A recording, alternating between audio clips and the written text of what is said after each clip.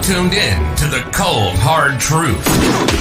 Cayman's #1 hard-hitting live podcast show, where we feature some straightforward conversations on political, social, and celebrity news and all things happening in the Cayman Islands and around the world. This show was created to give the people a voice and a means of being involved and informed without any filters. Sometimes it gets crazy, but we always keep it real.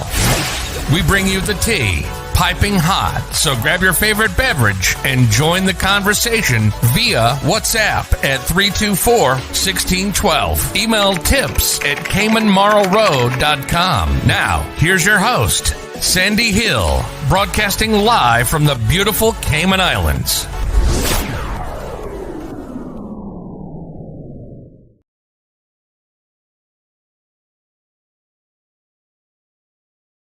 Good morning, Cayman. Rise and shine.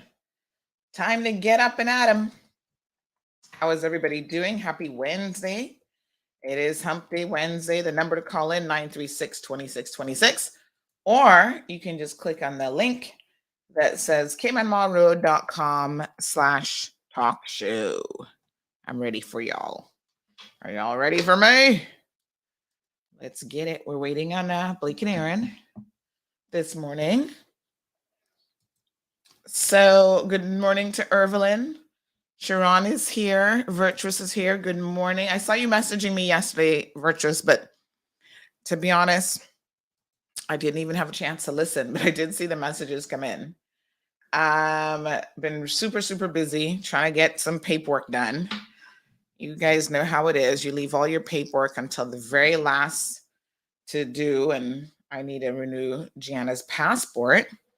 So I've been a little bit busy trying to get that done. And trust me, I swear I filled out the passport form like 20 times already. You know how you keep filling it out and you get one thing wrong. You're like, why is this not electronically done? Morning, Stephen, joining us from the UK. Good morning, Blake and Aaron, joining us from Georgetown. Marshall, how are you? We got Wee Wee and Diamond Princess. Good morning, everyone. Siobhan is here. Good morning, Tommy.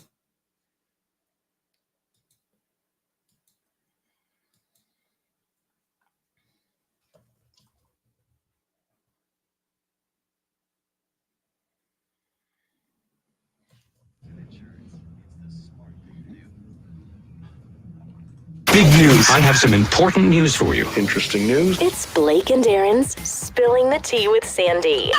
Cayman's top news headlines of the day from CMR. Hello, Sandy. Good morning. Good morning.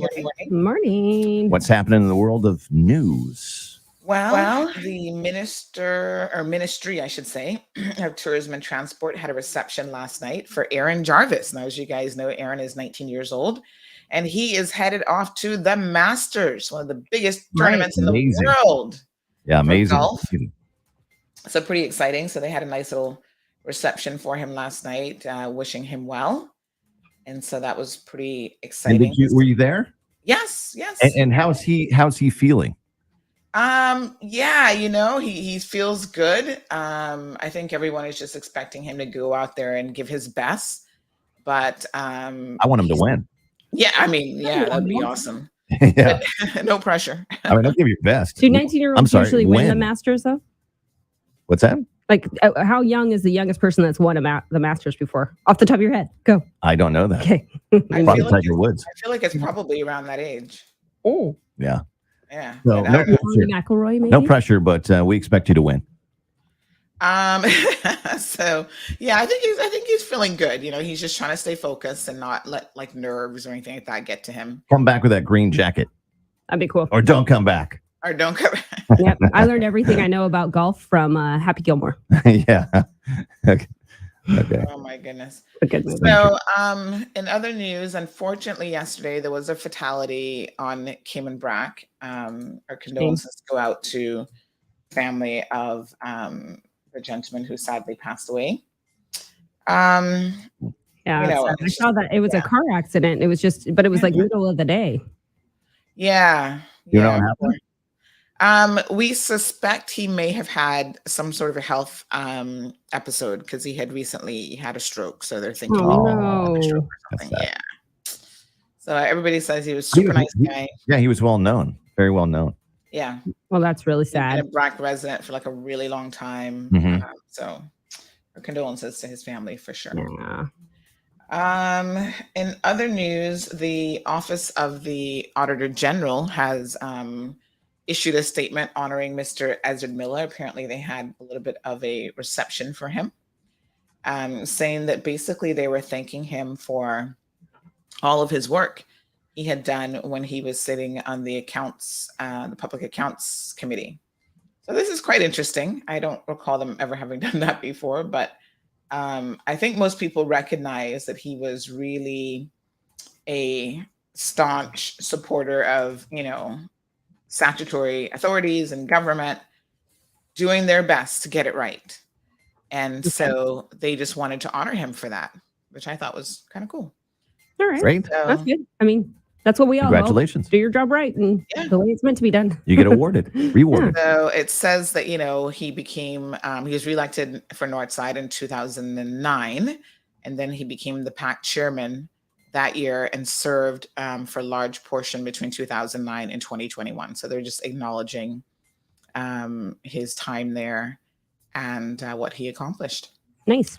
Yeah, so he got a plaque and everything. Fun stuff. Cardinal Avenue.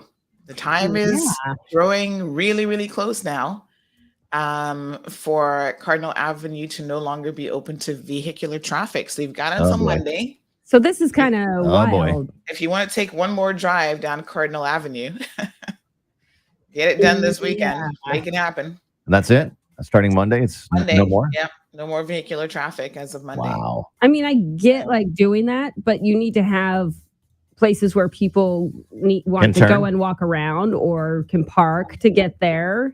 Like Yeah. there are things to go to, but it's not like you're going to spend a whole afternoon running around there There's no parking at now. this point. I mean, Huh? they're, There's no parking. they're either. eliminating those parking No, I spots know where are along you going to Cardinal go. Yeah, I Avenue. know where are you going to. Well, I mean, it wasn't that much, but still, it No, was some. It there were doesn't 5 matter. or There's still, 6. there's still enough that there needs to be parking somewhere so you can go and even go shop down there or go walk around. There was a place for taxis to pick people up as well. Yeah. I mean, you really feel it because unfortunately, Central Georgetown has like no parking. Yeah. So I think you feel it Yeah. even more. But a lot of people are and wondering, the old be tower busy. building. You guys remember where that is on the waterfront? The which one? The tower building, that space where the tower building used to be. Well, is that right next to Diamonds International? Is that what you're talking about? It's almost across from the port, like the far side of the port. Hmm. The far side of the port. Yeah. Is it a It's parking lot? it's an empty parking lot. Yeah, it's Yeah. been empty for a really long time. Yes. Yeah. Yeah, they should build a parking garage there. Exactly. Everybody's wondering, why didn't you do something with that? That would be Yeah. quite logical. Yeah. I mean, a parking garage is what you need downtown. Yeah. Because Just something. if you park there, you can walk to anywhere. Mm-hmm. The courthouse, you can walk to any of the Exactly. shops, you can walk anywhere. Absolutely. So, I think they need to do something to alleviate the pressure. Well, And, and it's going to be more people parking on the street, finding a place because no one, let's be honest, no one gives parking. There's no parking tickets ever really given out. And then when cruise tourists are in walking around, it's going to not let you see around some cars, and you don't want to accidentally run over someone not looking the right way. You know what else is great too Anyways. is when they block off the Harbor Road. That parking, if they built a parking structure there, it would be before that. Yeah. So it would be perfect. That would be great. Yeah. And there's plenty of space there. Plenty of space. Yeah. I mean, they've cleared it already. Weren't they building something else there? I don't know. There's a What- picture. What used to be there? It was called Tower Building. Tower Okay. building. And they just knocked it down at some point. Yeah, it was just one of those Siobhan- old buildings, like the original government building as well. Yeah.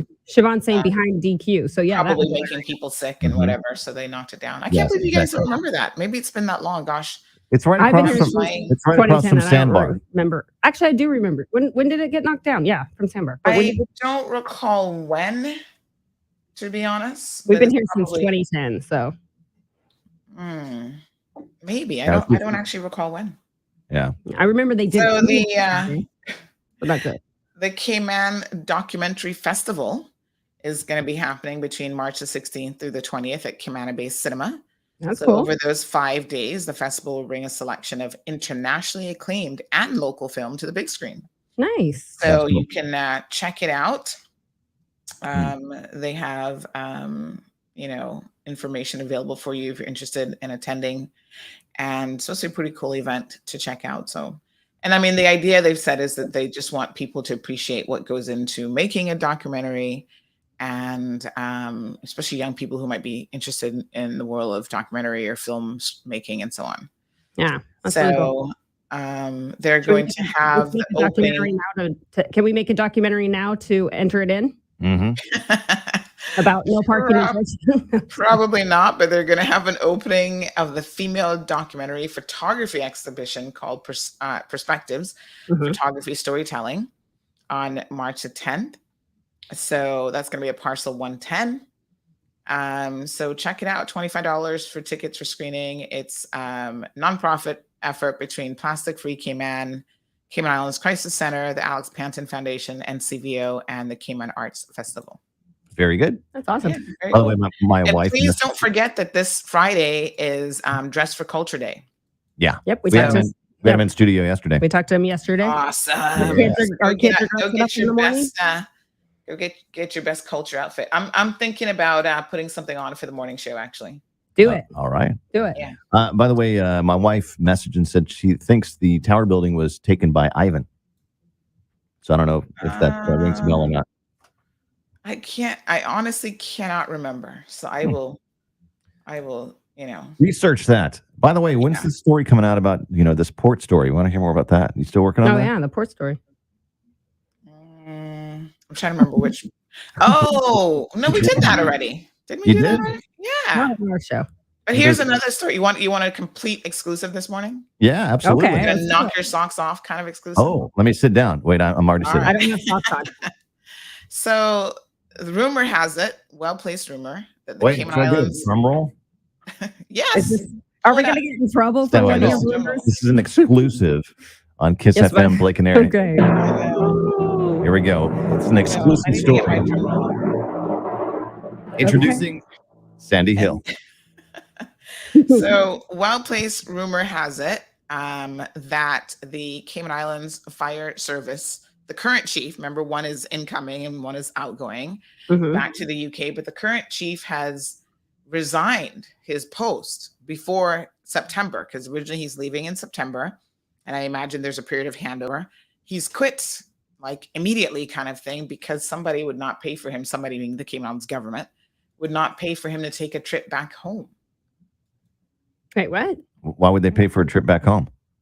Because Yeah. he seems to think he needs a trip back home, he needs a vacation or something, and they should pay for it. So because they won't fit the bill, rumors has it that yesterday he decided to quit. So when does the new guy come on? I mean, it's already been announced who he is, and so I think maybe this was just a period of the two of them still working hand in hand and trying to get acclimated to his new role. So I don't know how that transition would work. Employers are paying for holidays, like? Is that part of Well, the you know what? A lot of I think people it's have managed. gotten used to getting certain perks, like free tickets once a year or trips or whatever. And I think over the But not years, like I've never heard about it for the ministers do? anything. I mean, well, that's like, if you work, yeah, that's government. that's government. And that's why I want to work in government. yeah, well, so no, I mean, I think a lot of civil servants who were from another jurisdiction actually quite got used to that. So maybe he had an expectation. I don't know if they'd done it before, but yeah, not happening. Interesting. DMS? There you go. Crazy. Yeah, I would never expect that. Maybe you guys I need would a trip never back home. expect that. I mean, that's Yeah. crazy. Yeah. Okay. Now he's got a lot of Things time that make for you go, vacation. Hold on. I've got a button here for you, Blake. You ready? Yeah, I'm ready. Oh my. What a hot mess, folks. What a hot mess. Did you read? That's one of the buttons on my board. I just press the Nice. button. It's your own. I love it. I like it. Marshall is saying Ivan didn't take down Tower Building. No. It was demolished. Okay. So I don't know. Yes, But still, I what kind of year? don't think But it what was year? related to anything except that it was old and Just decrepit. we And didn't whatever. want it to fall down in a hurricane. Yeah, it probably had asbestos in it or something. I don't know. Oh, what about the glass building? That's nice. So yeah, that one needs to be knocked down as well. Yeah. Some people feel very connected to the glass building, but there's a good place for a parking garage too. I don't know that it can be repurposed for anything other than probably a parking garage, which means Yeah, you have well, to there knock you the whole go. thing down. Wow. Maybe we can have a glass parking garage. That would be kind of Sounds crazy. like a bad idea or I know. absolutely terrible idea. Doesn't sound particularly safe when a hurricane hits. Yeah, that All or right, guys. someone's car just rolls through it. Yeah, we've got a little drop for you as Yeah, well. there you go. Oh yes, Are you ready? yes. It's either a bad idea or an absolutely terrible idea. Yeah. Oh my God, can I have that one, please? I've got lots of room on my board to add stuff. Yeah, we're starting. I can use that one so many times. Do you know who that is? Speaking of bad Do ideas, you know who that is? no, I don't even know. Who's I can't that? remember his name. Yeah, it's Stuart. Oh, Stuart Wilson. Yes. Yeah. Stuart Wilson. Oh, When he okay. did that, when he used to do the news. Either a bad idea or an absolutely terrible idea. We love that It's time. like Listen. we had it for like 10 years. Yeah. Speaking of bad ideas, everyone has been up in arms about the traffic yesterday morning coming from the Eastern District, and I keep getting pressured to say and to address this. Why wasn't this road work done in earnest last week when the kids were out of school on midterm break? On Instead, they the literally road. Yeah. Coming they from literally wait east. Mhm. until this week when everybody is back and the traffic was so crazy that everybody was messaging me during the morning show thinking that there had to be an accident, there had to be some explanation for this, and turns out it was road works. So It makes no sense. to the credit of the NRA, they've been extremely busy doing quite a number of road works. So they're doing I think Palmdale, they're doing that major intersection there, so they've been extremely busy, lots of speed bumps and crosswalks, and so keep an eye out. I mean, All right. maybe just finish one project at a time and move on. It's like ADD. Let's do 4 projects at the same time and not finish them completely. Just keep moving from one to the next.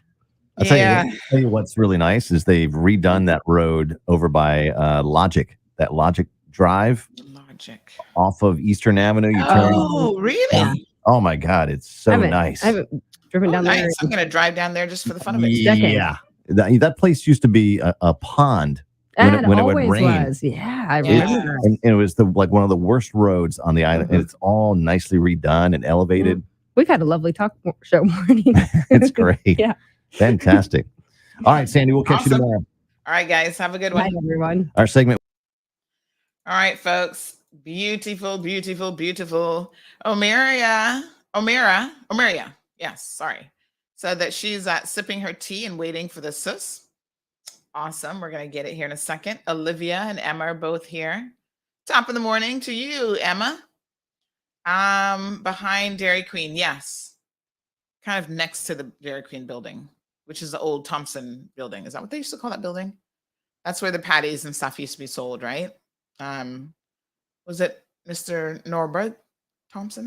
Was that his name? I don't even know.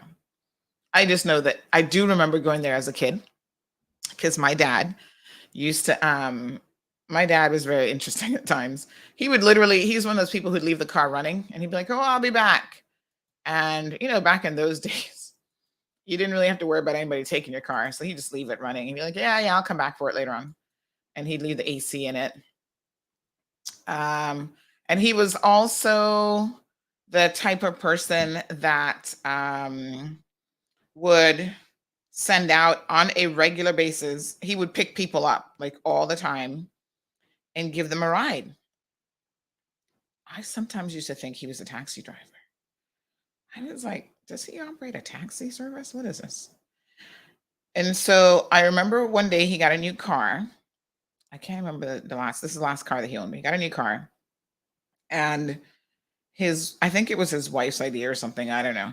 But she made him put a sticker on the dashboard that said, no smoking, because he was always picking people up. And I guess, like, when you get in a taxi, they'll have little rules in the taxi cab.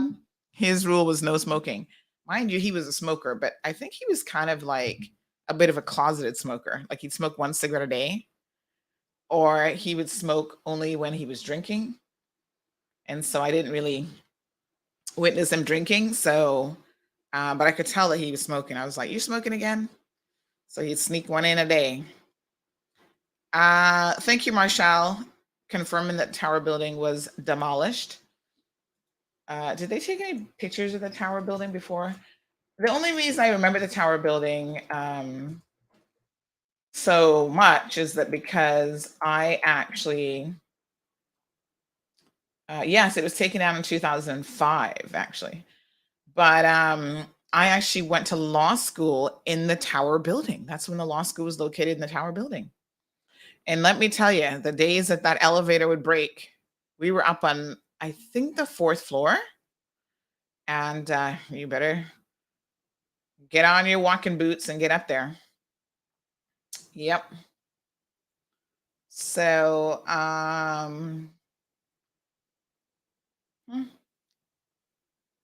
yeah, it was taken down in 2005. So there you go. Easter is approaching, folks. Get your Easter bun. I bought some last week, actually. I'm not a huge fan of bun. I'm not a huge fan of bun and cheese, but occasionally, I do like a little piece. I don't really like sweets with nuts with raisins in it. So I like raisins, and I like raisins in like salads and stuff like that. But most sweets, you know how we make the there's one called the macaroni pudding. I don't like that when you put raisins in it. Like I pick out the raisins if somebody makes me one with raisins. So I've just found that desserts for me and raisins, I'm like, I'd rather not. So that's part of the reason why I don't like the traditional fruit cake. Like it has too much stuff in it for me. I'm just like, ugh. And then even the Easter bun, I tolerate that it has raisins in it, but I'm not a real huge fan of it. But you know what? I had peace last week. Hold a little piece of cheese because I bought one on, I think it was like Thursday or something. And I said to Marlon, I'm like, hey, I got some Easter bun because I kind of feel like there's probably not going to be a huge shipment of Easter bun out this year. So grab it while you can. So I was in Foster's Countryside. Looks like they just put out a batch. And so I got some, and I think maybe the following evening, like Friday, I was like, hey, you want some bun and cheese? And he's like, sure. Yeah. So we had a little bit of bun and cheese. Yep. Louis, good morning to you. Lucky Body says, why doesn't the NRA conduct roadworks during the night? I think they do, to be fair to them, because I'm not really out that late at night, but the night before last, I was out until, well, it was dark. So it's probably after 8:00. And I did see all the trucks lined up where they eventually was doing all that road work yesterday. They had a lot of trucks. I feel like they're really making some headway now. I tell you what, I think we're going to try to go out there maybe today or tomorrow to kind of get an update on where they are with the project and what's the estimated completion time. We've been doing a lot with the NRA, as you guys see. We've been posting all their notices so that you know when things are happening so that you can kind of avoid certain areas and so on. So I think that they do some work at night, but I'm not sure if you can do everything at night. I guess with sufficient lighting, maybe, but there's nothing quite like natural lighting to make sure you see what you're doing, right, when it comes to certain type of work. But yeah, I mean, I think that, last week would have been an ideal time to probably escalate the project a little bit. And I mean, people were pissed off yesterday. Honestly, I had people blowing up my phone. I had a meeting to go to and I'm late to my meeting. The kids were late for school. Why are they doing this now? Whew. The heat was on yesterday on the NRA, let me tell you. So hopefully today it's not too bad. But God knows we all want them to get it done. It's like when they were doing the project Smith Road, when they're repaving Smith Road, it was the same thing. Like you felt like they didn't start the project until school restarted. And then it was like, why? Good morning, Jackie. Good morning, Richard. He says, good morning from Miss Celia and I. So good to see you. Marshall, good morning. Says that's the Wholesome Bakery building. Yes, Wholesome Bakery. Oh, yes. Got a good memory there. Sanya used to be in the Register of Companies. Yeah, that was in that building as well. What else was in that building? Law School, Register of Companies.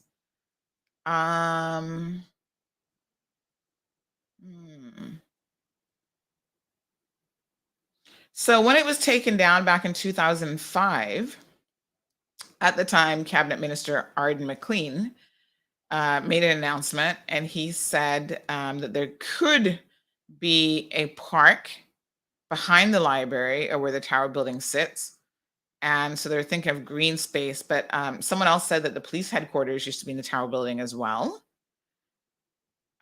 We would appreciate some parking. Can somebody listen to us? Lands and Surveying used to be there, Planning, Children and Family Services, General Registry, and the Legal Department. Oh, yes.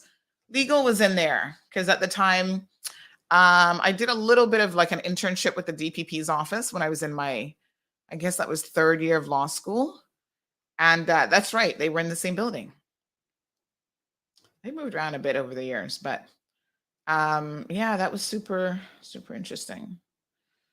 That's when Sam Bolgen was still head of legal as well. He hadn't yet been Attorney General. So at the time, the leader of government business, which was Kurt Tibbetts, said that all of those entities had to lease other accommodation since Ivan, which was costing them nearly $5 million a year. So that's why I think they were trying to get like the new government building and stuff built as well. Yeah, lots of money on office space. And even now, I don't know if the new government building is fully occupied. I feel like it probably is, but I believe that there's still a lot of like statutory authorities and maybe even some government departments that are elsewhere. And so they're still paying rent. I don't know how much they're paying, but maybe that's an FOI question that we can find out. The other interesting thing is I feel like, let me see something here. I feel like,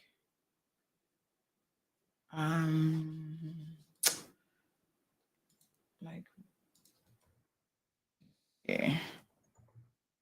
Where is, I'm just trying to think of who else is paying rent. Like Off-Reg isn't in government, but they're an agency. Yeah,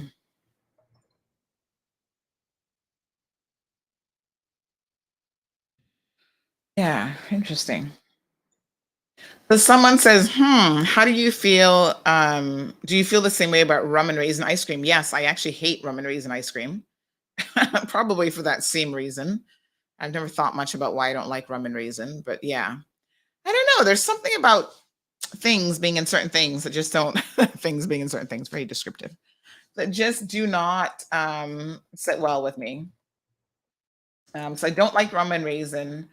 I don't tend to like strawberry ice cream either. But I do like grape nut, and grape nut has the little grape nuts in it. But I don't feel like that's overwhelming or it's too much. So we're gonna have Mark come on. And Mark is, tell y'all who Mark is. Mark is coming to talk to us about this new emergency app.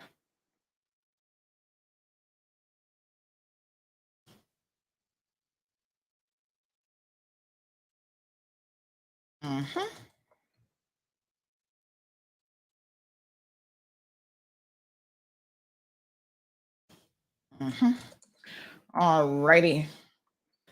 I think around 8 o'clock we'll expect him. So yeah, not a fan of rum and raisins, not a fan of strawberry ice cream either. I like nuts and stuff, but I just don't like raisins. Ugh. Yeah, so we're going to be talking about the new emergency notification app. So this is something that's really important for the people in the Cayman Islands to know all about. So let's make sure that we get on board with that. And just FYI, the event last night was super cool with Aaron and his family. So Aaron Jarvis was again sort of recognized for his efforts. Go and check out the pictures. We put some pictures up on Facebook and Instagram, and we did do a live stream of him answering some questions and stuff as well. And yeah. So that was really cool. He was I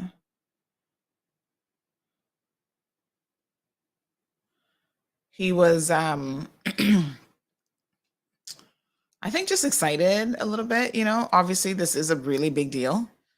So make sure if you see Aaron, you wish him well and give him a pat on the back. It's a huge accomplishment to even be in a position where you're able to do this, much less anything else. I mean, I think this is fantastic for the country. And it gives us bragging rights, and it gives us an opportunity to be put on the map a little bit. I mean, an island this size actually having someone at the Masters is pretty cool. It's almost like the equivalent of winning a medal at an Olympics. Like, you never really expect Cayman to ever win a medal. I feel like we're fortunate to even just place and have people participate. But if you see us like on the big screen, like we're one of the top people and our little name, it's like, oh my gosh, the Cayman Islands. Super exciting. So yeah, that's awesome. Customs used to be there as well. Okay. Virtuous says that the Thompson building had the best coconut cookies, banana milk donuts. Banana milk donuts. Oh, how I miss the good old days. Banana milk donuts. Like, my brain has to wrap around what that even is. I'm not even sure what that is. Robert says the planning department, yes, was there. Celine, good morning. Water Authority was also there, says Tracy, and planning. Morning, Dawn, joining us from Los Angeles. How are you? Oh, it's cold in LA. Wow. Virtuous remembers my dad, says that's Cayman's Mr. Urick. Rest in peace back then. But I want it back. Bring back the love, not the love of money. I think that those days were different in a lot of respects. And, people always feel very nostalgic about the past. I kind of feel like no matter what was going on, people feel very nostalgic about it. But the money was flowing back then too. And a lot of it wasn't the right kind of money. So, and people were hustling in a different kind of way. But I think somehow, in some respects, the money was a lot easier to come by. That's how I feel. But of course, I would have very limited recollection of those days because I would have been really young. So, what other childhood memories? We can talk about childhood memories for a second here. What other interesting childhood memories I have? And this was my favorite thing to eat as a kid, I think, or at least one of my favorites. My dad used to go to the Islander Hotel. And I vividly remember what the outside of that hotel, like where the pool was. I kind of remember what that looks like. And this was like a really long time ago. So I was probably like 6, 7. Like, these are, I would say for me, these are probably some of my earliest like memories I can still like really, really remember. So he would go there and sit down at the bar and have a drink. And they used to make this grilled cheese sandwich. Now, I don't know what it was about that grilled cheese sandwich, but I absolutely loved it. Like, it was like the best treat ever for me. So they used to make grilled cheese sandwich. And I think that was his excuse to go and have a drink. Oh, I'll take you for a grilled cheese sandwich. But it was really probably about him having a drink. So, yeah, he would go and sit down and have a drink up at the bar. And, people would always be there, like other men talking and whatever. And I would just sit there and eat my grilled cheese sandwich. Happy like a little pig in mud. KK says that grape nut is the best. It is one of my favorite ice creams. But right now, my favorite ice cream is actually what's the American brand called? John and Barry's? No. Who is it? Barry and Sam? Jim and Barry? Who is it? Oh God, as much as I eat this ice cream, I should know. Help me out here. You guys know who I'm talking about. Ben and Jerry. There we go. All right, so Ben and Jerry makes an ice cream flavored. It's like it's called coffee something. And all I know is that Foster's has it, and it is to die for. It's called, and I find like a lot of their ice creams are too much for me. Like I'm just like, oh God, thick mint, chocolate, peanut butter split. It's like, it's just too much. But this particular one is called, some kind of coffee thing. And then it has like chunks of something in it. But it is OMG to die for. And I don't even like coffee. I've told you guys this before, right? I don't drink coffee. I don't like the smell of coffee normally. Like even sometimes if my husband makes coffee in the house, I'm just like, ugh, open up the window. I need fresh air or whatever, because I really do not like coffee. But some coffee drinks I do like. And this particular coffee ice cream is really, really good. It's called Coffee Toffee Bar Crunch. That's what it is. And oh my God, can I tell y'all, it is just amazing. Yes, Ben and Jerry's. Somebody else on WhatsApp is like, Anybody eats ice cream for breakfast? Have you ever had, what's the most unusual thing you've had for breakfast? Like, I feel like we're all pigeonholed into, oh, you have to have certain things for breakfast, eggs and bacon and da-da-da-da. Sometimes you just want to have pizza for breakfast. Let's be honest. Sometimes you want to have noodles or whatever. Does Gigi like raisins? I don't think so. Because sometimes I just buy the plain raisins because I don't necessarily mind eating plain raisins. And I love raisins in a salad. Like anytime I go to the salad bar, one of the toppings that I love to add actually are raisins, but I don't think she really likes raisins. Check this out. There it is. The Coffee Toffee Bar Crunch. If you've never had this, do me a favor. Go treat yourself, but leave some for me. So Virtue said, my papa ate only cherry vanilla ice cream at the Thompson Bakery. It was the best. Did they hand make or home make all their ice creams and stuff that were there? I feel like they kind of probably did. So 26 degrees in Detroit. That is pretty cold. Plain old Haagen-Dazs vanilla is the best, says Jonathan. Italian ice cream is good. So I love gelato. And there's a couple flavors at the gelato store in Cayman Bay that are really good as well. One is like a chocolate, oh gosh, I can't remember the exact name of it now. But they're mint. Like, I feel like gelato is really good. Like most of the flavors are pretty good. Sanya says, look at the time and we're on Spots Road at a standstill. Yeah, sorry. Probably going to be another one of those days, Chell. I'm so glad that I don't have to go anywhere in the mornings, because coming from the Eastern Districts is like a little special hell. And only those of us who have to traverse that in the morning would appreciate it. I used to have to do it. And then once I started working for myself, I was a little bit more flexible with my time. And I didn't have to be somewhere at 8 or 8:30. Employers, y'all need to start thinking about a little bit of flex time if you can as well. And make what happened to people working from home? I feel like a lot of people are still working from home, but maybe they still need to do kids, like dropping off kids and that sort of thing. So Marlon doesn't drop off because he's got to go to work. He has to physically be there. He has a type of job that you can't really do remotely. So he often tells me that I don't appreciate how bad the traffic is, and I'm sure. Ugh. You know what I used to do in morning traffic? I would either listen to talk radio. This is when we had talk radio back in the day. Or I would, I've got a little thing at the front of the car where I can stick the phone and watch a couple of YouTube videos as I drove. Probably not the safest thing, but it's not like you're driving very fast. So we have another one that says, for anybody to qualify is a huge deal. This is about the Masters.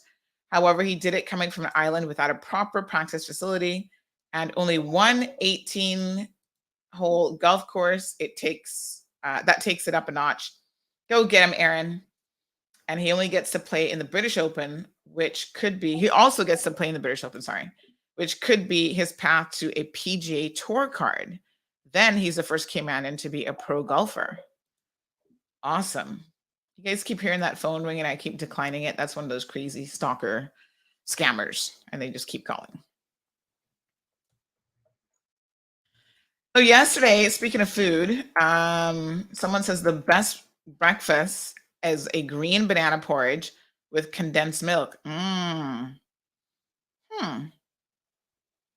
Green banana porridge. I think that I've had it, but I don't know. But I do like porridges. I like my favorite porridge is a cornmeal porridge. My aunt, Adonia, makes the best cornmeal porridge. Oh my God. With fritters. I haven't had it in a while. I like cornmeal. I like cream of wheat. I don't really like oatmeal, but I'll tolerate it. And what are the porridges that Caymanians like? The green banana one, I think, is kind of a Caribbean one, or plantain porridge or something. But I don't feel like I've really had that one a whole lot. So, buenos dias, Señora Alba. ¿Cómo estás? KK says people wake up early. People are back to work straight out of isolation. This isn't no fault. This isn't no one's fault but yours. Why are people up early? You're saying that people just need to wake up. Listen, some people are waking up and leaving like 4:30, 5 o'clock in the morning. That's crazy. That's what I had to do in the States with, driving an hour to get to school out in the boondocks. But that was because of the distance. Not even so much traffic, but that's early to have to get up on an island. Like, seriously, island life should be stress-free, no traffic. But boy, do we have it. Yes, we've got a lot of it. So KK says, have you ever tasted the BK iced coffees? You'll fall in love. I try not to have certain things because there is one at Cafe del Sol, the caramel macchiato or whatever it is, caramel frap, that I really like as well. And at one point I was going through, I was having like one a day. Like, it was really an addiction. And that's about, I would wager to guess, probably a good 400 calories. That's like a meal in terms of your caloric intake, and all that sugar as well. Can't be good for you. So I try to stay away from it and make it more of like an occasional treat. And I find that if you get into the habit of like having it every day, then it is easy to, yeah. And Sarah agrees. She says the BK iced coffee is so good. Oh my God. Now you guys got me thinking about going to Burger King. I don't do fast food too often, but you guys know, we love Burger King. We love Popeyes. So yesterday I actually went to Popeyes. I was picking up Gigi and I thought to myself, I'll grab her, because I was grabbing her a little bit early because I had to do this function. And when you're a working mom, you gotta pre-plan your day. So I thought, right, Dad would take her home, but he's all the way, again, talking about traffic, he's all the way by the airport. And for him to get all the way where her school is, I was like, all right, I had a little bit of time between appointments. So I just went and got her early and then took her with me to the event venue, which is right by the airport. It was at Georgetown Yacht Club. And then he could come and pick her up. And that was like the easy plan. So I know lately when she gets in the car, like I've picked her up for swimming lessons and whatever, she's like, oh, I'm starving. You'd swear she didn't eat all day. And, so I'm like, all right, let me take her something.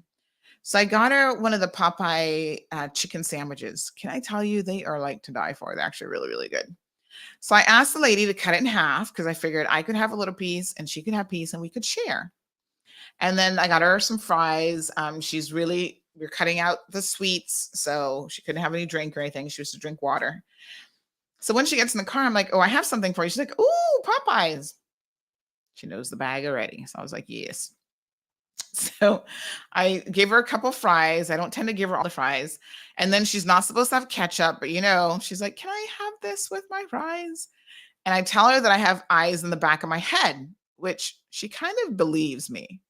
Right. And I said, I was driving. I was like trying to concentrate on the road. And I'm like, can you have what? She said, use your eyes in the back of your head. So I was like, oh, yes, I did tell her that I have eyes in the back of my head. So this is a time to use it, right? So anyway, I kind of glanced in the mirror real quick to see what she was in. I said, ketchup. Nope, no ketchup. You can't have ketchup. Aw. I said, no ketchup. Because ketchup is just full of sugar. It's horrible for you. And it's one of those things I feel like if you let kids get into ketchup too early in life, like I'm the type of person, I can go without ketchup and it's not gonna kill me. I don't even normally have ketchup in my house. Like I don't buy ketchup, but there's some recipes sometimes you need it for, but I can see her, she'll put one French fry, she'll dip it, she's eating more ketchup. She's not having fries and ketchup, she's having ketchup and fries. So I said, no, don't open the ketchup, just eat the French fry, because those French fries are seasoned well. They don't need ketchup with those. So when I was giving her the chicken sandwich, because I'd asked the lady to cut it in half and I was going to have half and she was going to have half. She's like, I want the whole sandwich. I'm like, little greedy thing. I said, whatever happened to, because kids try to work their brains on you even at 5 and 6 years old.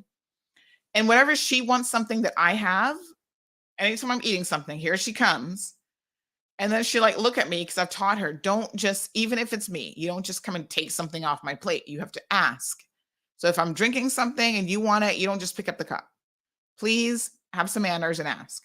So then she'll look at me and she'll kind of smile and she'll say, sharing is caring, because this is what they teach them at school. Sharing is caring. So you share toys and whatever. And I'm like, yeah, but this is food. I don't have to share my food. So yesterday, I did a little bit of reverse psychology on her when she was like, I want the whole chicken sandwich. I said, but Gianna, what happened to sharing is caring? Whenever I have food and you want it, it's always sharing is caring, right? I'm just saying. KK agrees that the caramel frap, no whipped cream, heaven. It's my favorite. It is really good. So morning all, we're just killing a little bit of time because I'm waiting on what's his name? We are waiting on, let me tell you what his name is. Hold on. We are waiting on, his name is Mark Codling from the Hazard Mitigation. He's a Hazard Mitigation Officer. He's going to be joining us a little bit to talk about this new emergency notification app that was just launched 2 days ago. So, yeah, I don't normally I prefer a frap to an iced coffee though, because I think for me, an iced coffee is a little bit too close to coffee, whereas the frap is more it's the texture is more like a smoothie-ish texture. It's just different. So although it has a coffee flavor, I can still tolerate it. I don't know about the iced coffees, because I think I've had an iced coffee before and I didn't like it. But it was from Starbucks or something. I'm like, ugh. I'm like, why do people like iced coffees? So I might not like an iced coffee, but a coffee flavored frap, because there's not really that much coffee in it. It's the caramel frap is amazing. Flashpoint says most businesses that can do flex time simply don't want to. Didn't the deputy governor say that CIG was moving to more flex working arrangements? Did that happen?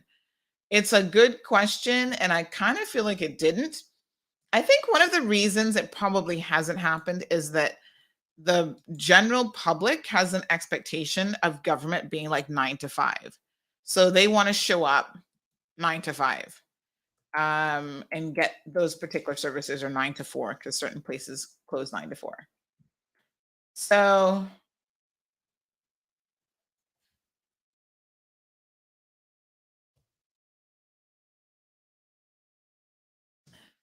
yes, good morning to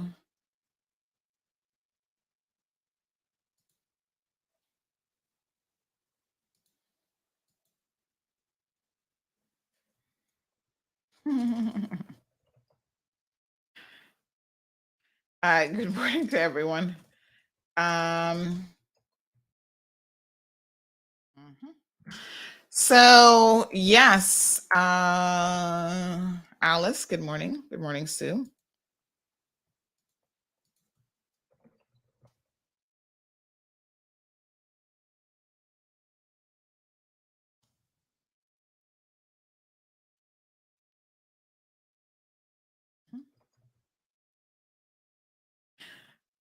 I'm having a little chocolate here. I'm going to tell you guys why in a second. Sue says going to work from the east was a breeze years ago in the 80s and 90s, like Sunday morning. Easy like Sunday morning. Every day, beautiful views of the sea on the drive. Aw, a lot has changed. I mean, it's one of those things with prosperity and all the other stuff that we want comes some of the downside. Morning, Nancy, including traffic. But yeah, I feel like there's things that can be done. But most of you don't want to share. You don't want to get on a bus. You don't want to share cars. You don't want to carpool. I must admit, though, that carpooling is not as easy for some people. Now, if you do work, and some people, this is the case, like they work, mother and daughters work in the government building. One might work in planning and one works in the company registrar or whatever. Like stuff like that, you can carpool and then just arrange your schedules like midday, if you've got to go somewhere. I thought those buses in town during the day to kind of get you around was a good idea. And I do think people are utilizing them as well. Now, government hasn't had a ride day. What was it called? Ride free day, whatever. We had that a number of years ago before COVID. And obviously, I guess because of COVID, they haven't really done that since. But that would be good to have even once a quarter, because I think it forces you to consider at least the logistics of being able to get your, to carpool and to help each other out a little bit. All right, I need y'all help with something. We got a mystery in our hands. Remember the guy who was selling the wallets? So someone says any porridge with condensed milk is good. So I understand condensed milk. Trust me, I understand why it's good, but it's one of those things that I've never really been that into. In some ways, I'm really not a traditional Caribbean person. My husband, anytime he has coffee, if he can add condensed milk to it, he's like all into that. And I'm just like, I normally don't even buy condensed milk. Occasionally I buy it because there is a dessert that I make. It is this tres leche banana bread pudding that's like off the chain. And so it has condensed milk in it. And so I'll keep like some condensed milk around for that purpose. Because that recipe requires condensed milk. Other than that, I don't really use condensed milk. I don't normally buy it. But yeah, I know people like it in porridges and stuff. I just like regular creamer, but the carnation milk creamer, not regular milk. But I put creamer like in the cornmeal porridge or the cream of wheat porridge. I just put regular creamer. I don't put condensed milk. But I do know condensed milk is a thing. And I have friends who tell me that I've missed out my entire life because I've never had bread, like hard dough bread and condensed milk. And to me, it's kind of like hard dough bread. And they're like, yeah, it's like a heart attack just waiting to happen. But I do know that people love hard dough bread and condensed milk. It's a thing. Someone just messaged and said, OMG, you need to get me that recipe. Oh my God, it is. I only make it like at Christmas times and stuff because it is legit really good. Oh my God, it is so good. Tres leche. Hold on, let me make sure I get the right name. Tres leche. Even my just regular tres leche is good, but this one is a tres leche. I keep it in my stock of like recipes that I use all the time because it's one of my favorite desserts to do for like Christmas and stuff.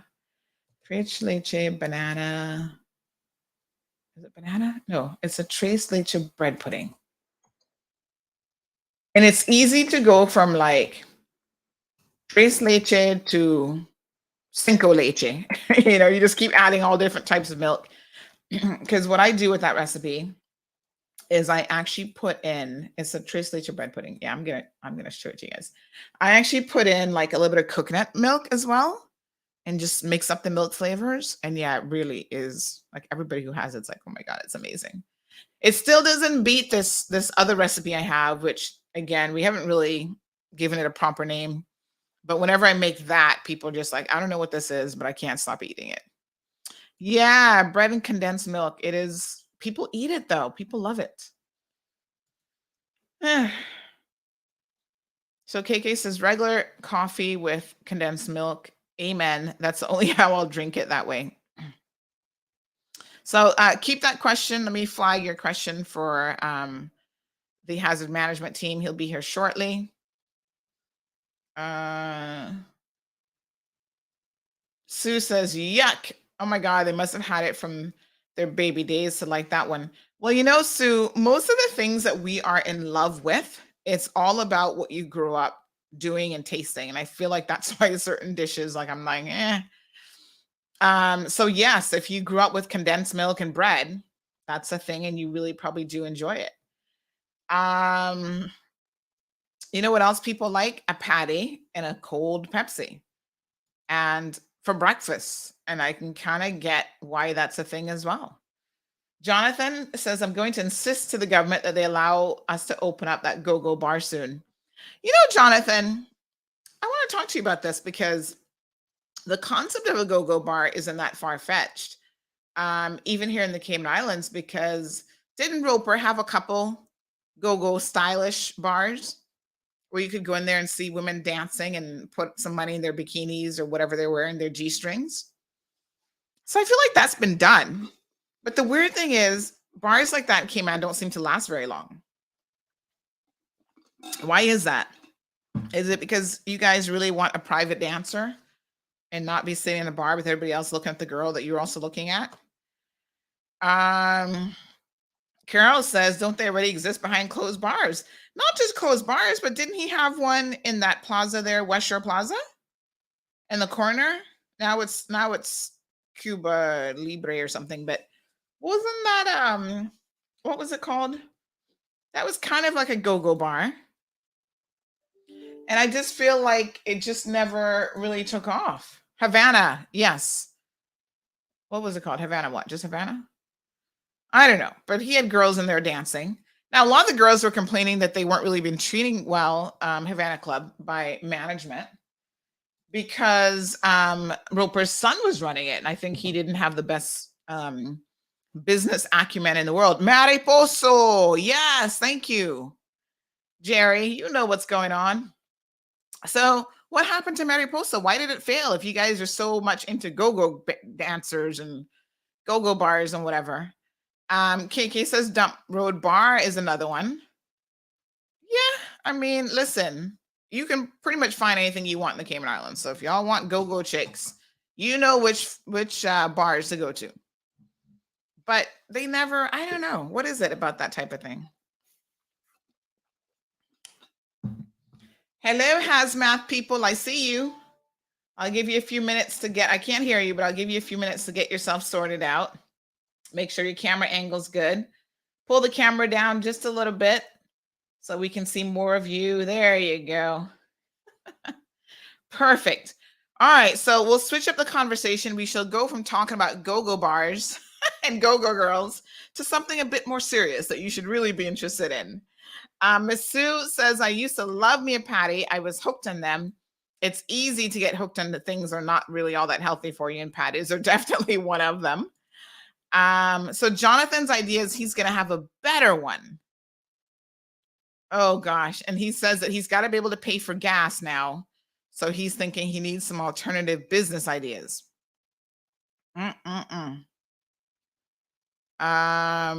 Louis says the reason why they didn't make it is because they didn't sell condensed milk and bread.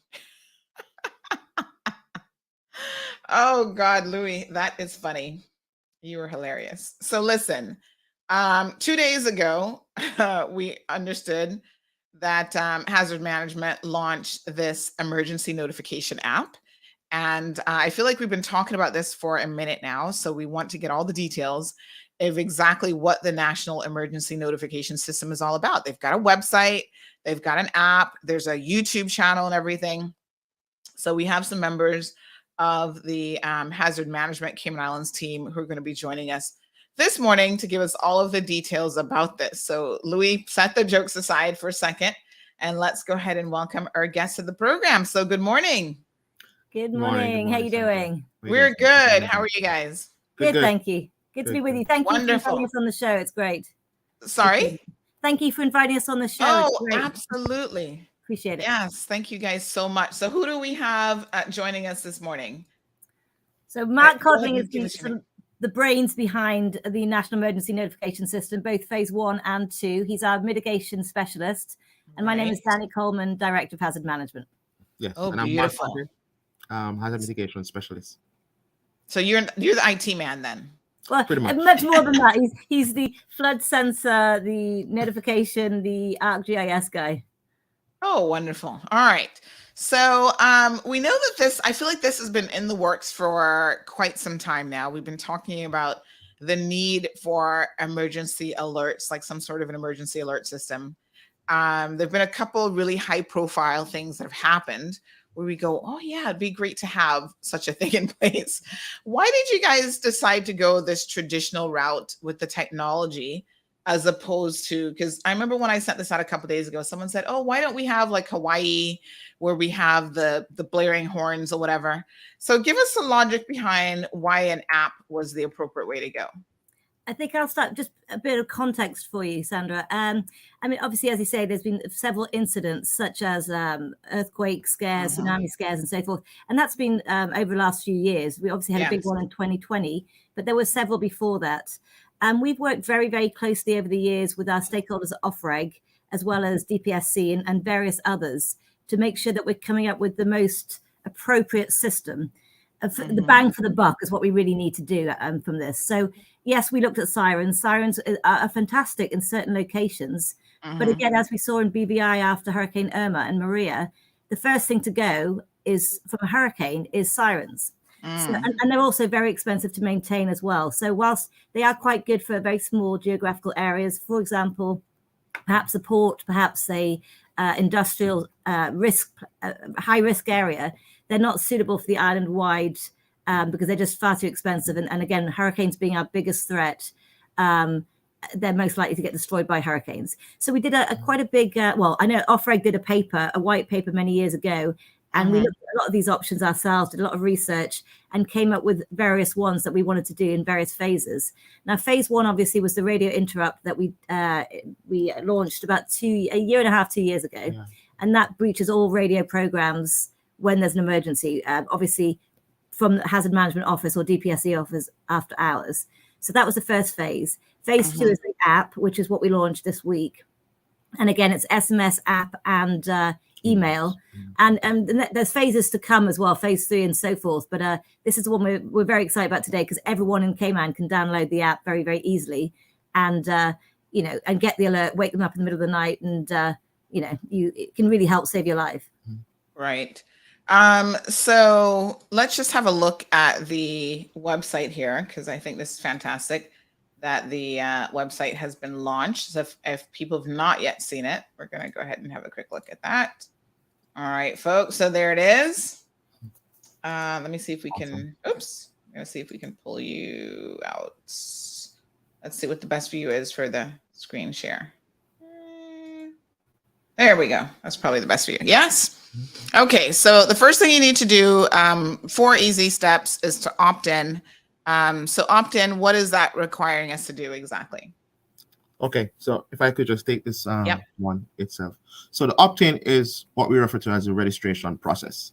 Right. So what we have found, just to highlight one of the common issues we found, is that persons would normally go straight to the app and download the app. However, how the system works, it's based on the BlackBerry ad hoc. So BlackBerry ad hoc is our vendor. So we ask users to opt in via registering. So if you click on opt in, it will ask you a series of questions. So if you don't mind, Yes, absolutely. We're going to do it in real time. Yes, awesome. So follow the 4 simple steps to access a simple national emergency notification. Okay. Yes. And the first one, go ahead. You The can first walk us question you're seeing there is, do you live in the Cayman Islands? So we're catering both for locals as well as visitors, and that's very Okay. important. So visitors are considered persons who are staying, if I'm looking carefully, within 60 days of visit. After that, the person who is a visitor will be removed from the system, just to allow in terms of flexibility. Because, persons may not necessarily need to receive alerts once they're off island. So as a result, we made it to ensure to cater for both residents and visitors, which is very important. So visitors coming to the island will also feel safe and be able to download the app and also have the benefit of receiving emergency alerts, which is very important for our tourism sector. Question 2, if I should look carefully here, which of the islands would you like to receive emergency notifications about? And it's very important because I think yesterday we had a situation, I think in Little Cayman, where there was a landfill fire. When that situation was worse, where it was of a larger scale, we were able to isolate and notify the different islands separately. However, if you so desire, you can select all 3, which we recommend persons to do if you were to know what's happening on all 3 islands in case of a large-scale emergency event. And we love seeing, especially if there's a impending storm. Yes, the storm is passing north of Grand Cayman, but it might impact the sister islands. But Grand Cayman might be safe in it, just for example. So it depends on the nature. We created this scenario where we allow persons to select which of the islands. But in most cases, how would I say, 99.9% of the cases, we will push a notification to all 3 islands. So question 3. How would you like to be notified in the event of a national emergency? So the system itself, it's very expandable. So if you should do some background research on BlackBerry ad hoc, they offer connection to siren systems, to your phone. If you have a building, it's able to leverage several what we call communication channels, right? So the ones we are focusing on, our primary channels would be the app, email, and SMS.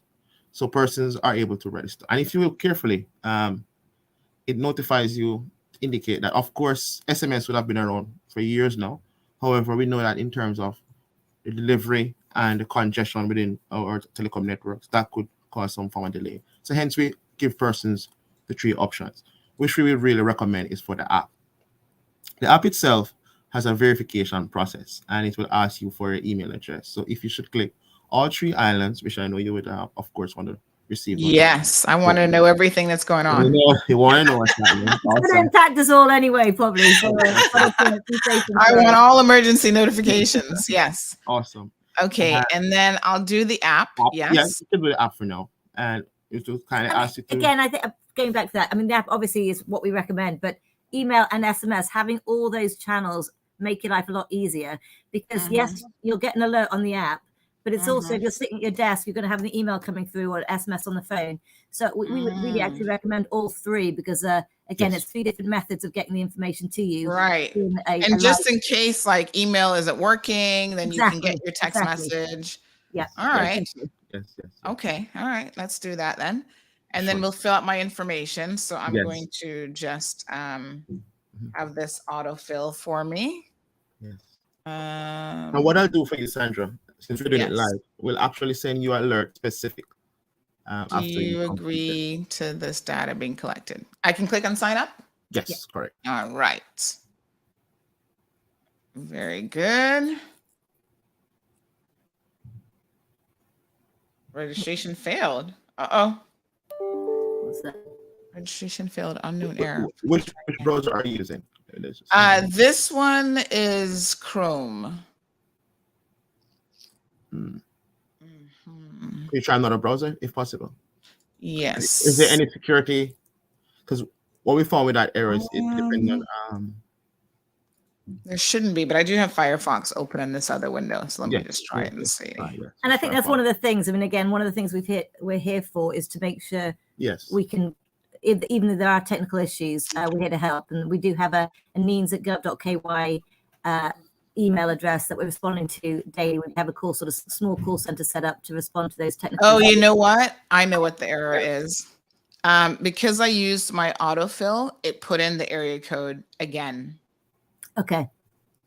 I bet you that's what it is. Yeah. So and it's all those little things. We do have an FAQ on the website as well for other technical difficulties we've experienced. We've done quite a lot of beta testing, whatever you call it. Yes. Over the last year to make sure that we are trying to iron out in advance any kind of issues that we have, and we have seen some common issues. So they are all on the website. All right. So now we're registered. Yeah, and just to make note, we actually, and Danny could highlight that as well. We have a help desk.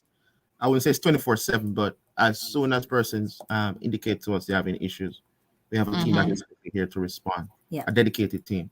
So that's very important. We try to help persons, and we're happy to help persons if there's any challenges. I'm certainly not the most IT savvy person, so they've had to help me sometimes as well with this. Yes. With this cool. So I'm very happy, and think about it. It's IT systems. So I'm very happy that we see errors coming up, and you're like, oh, what's happening here? You can say, oh, this was happening, or this browser, or whatever the situation is.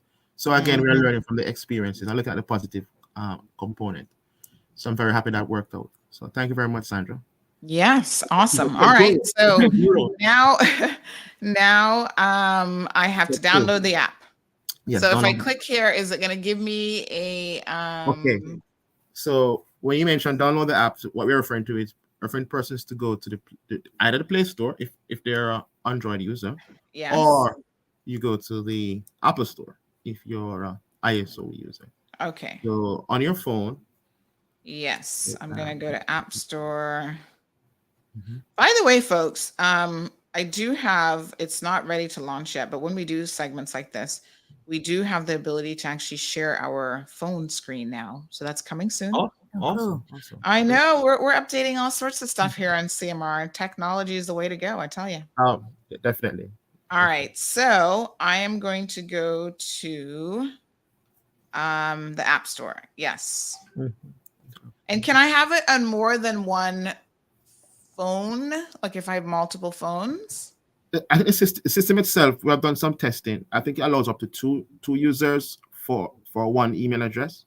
However, we would recommend that if you're going to create an account for your family member, sister, brother, auntie, nephew, niece, we try to encourage persons to have a unique email address for each person. Yes. Okay. Because in cases where we need to provide alerts, the system is. Give everybody the link here as well. All right, folks. So there's the link so that you can get registered. There you go. Okay. So what am I looking for in the Apple Store? What's it called? So it's called BlackBerry space BlackBerry at all. There it is. Nice. Awesome. All right. So it comes up first. So there's nothing else that's kind of competing in terms of the name. So I'll just click on installing that and double click to install Face ID. There we go. Awesome. And that's installing. Correct. Okay. So that's almost done. That's done. So open that up. Correct. And now it says it wants to use my location, which is important. Yeah, it's important. Yes. But just to leave I wish I gave it or just a quick one. We're not tracking any individual, so you can deny. Yeah. We don't need it. We don't need it's up to you whether you want to put it on or not. But yes, we're not doing. We're not recording any of that. So it doesn't need the location to send the notifications because you've already said the three islands. Okay. So no matter where you are, you can still get the alert. But it's yes. And again, with data protection, we try to avoid all of that as well, just to be on the safe side. Adhering to the regulations. So now this is going to be an important question. I don't know if you guys can see this or not, but this question about allowing notifications. This is the kind of thing that you probably want to say yes to. Yes. So it's very unique to Apple, and given you're an Apple user, it's very secure. Yes. When we did our testing, Apple is very strict in terms of asking you, "Are you sure would you like to allow the app to be utilized on your phone?" Yes. Now it says that ad hoc would like to send you critical alerts, and they play a sound and appear even on the lock screen if your iPhone is muted or do not disturb mode is on. So manage critical alerts and settings. So wow, you get this alert no matter what. That's good. Yeah, I mean, we had a few technical issues with Apple at the beginning with those security systems, but again, we seem to have rectified those. And again, I think it is one of those things. I mean, you really do want to get those alerts because we're not going to be sending them out until they're really, really high level emergencies. So if it's going to be a fire of a small magnitude, we're not going to be sending alerts out through the system, or we may, but it'll be a much more toned down version. Whereas the alert itself, if you're having a big tsunami coming our way, it's going to make you jump out your seat. It's a very loud alert, which we only want to send out if needs be. One of the interesting things we found was, or some of the research we did in the States, they had the amber alerts, obviously for missing children. But when they enacted the blue alerts for older people going missing, it became so frequent that actually they had to, it diluted the impact. So as I say, we'll only use the loud alert when it's a really large scale emergency that, you know, we need people to take action straight away. And we'll be advising the action on that alert as to what to do in the event of whatever the emergency is at the time. Okay. All right. So we do have someone who's following along as well. Awesome. And they have received a message and says that they're overseas and for some reason they're getting an authentication error message. Okay. Yeah. So that's very common. That's very common. So what we could recommend to the user, ensure they visit the website first and they register. And by ensuring they register, they ensure you check the privacy notice checkbox and submit. You see where you saw that message that says congratulations? That tells us that when you get this message here, the person actually or the individual would have went directly to the app without going to the website first. So we recommend this is the website first. It's our most common mistake. That's that the we've been most common, finding. yes. So the system is saying we're not seeing you on the BlackBerry platform.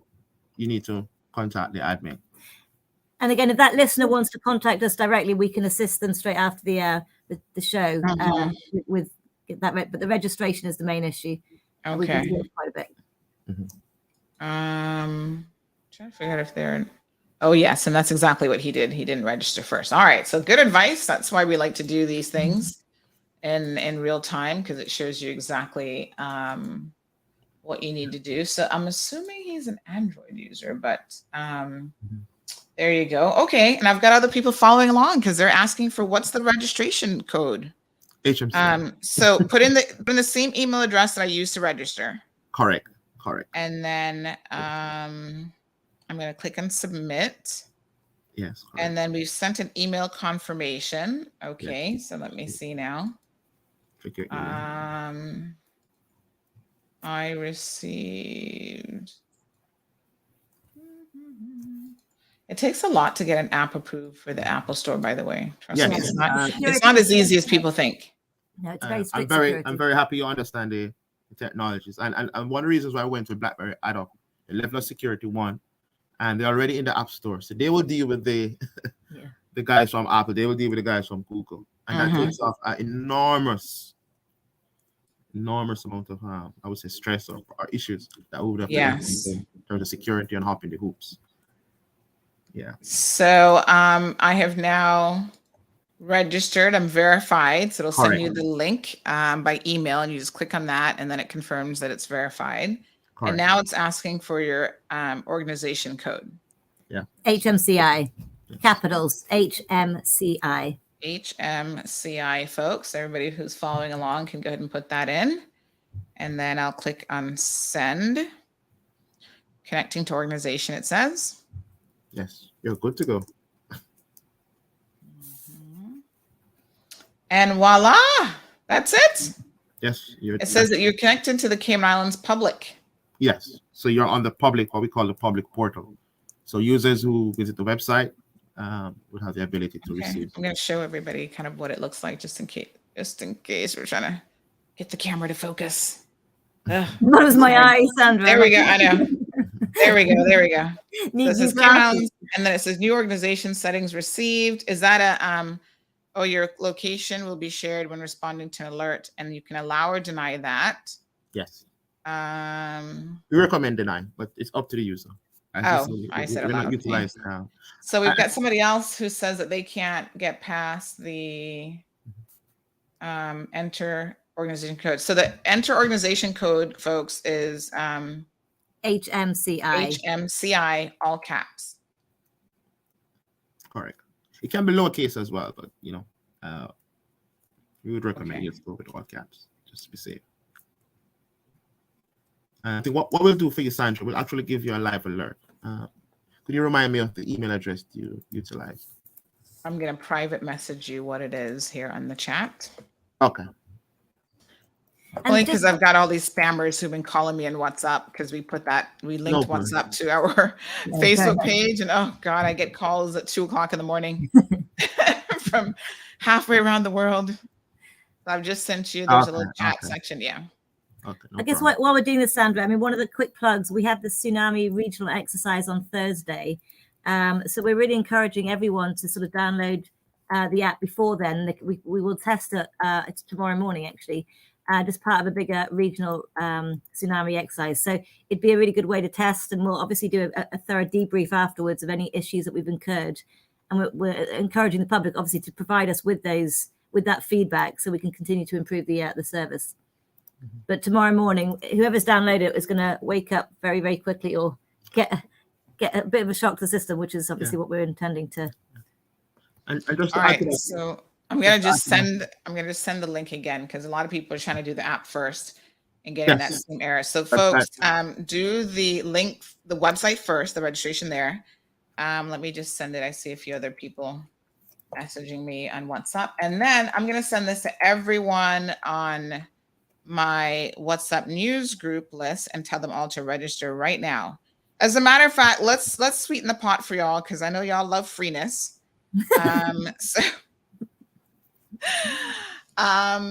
Everybody who gets, well, not everybody, I mean, we don't have that many prizes to give away, but why doesn't everyone register? I'm going to send this out to the broadcast list. Get registered, and then we're gonna have to pick some random numbers, but just send me a screenshot to confirm that you're registered and you've got the app installed and everything is working good, and we shall randomly pick a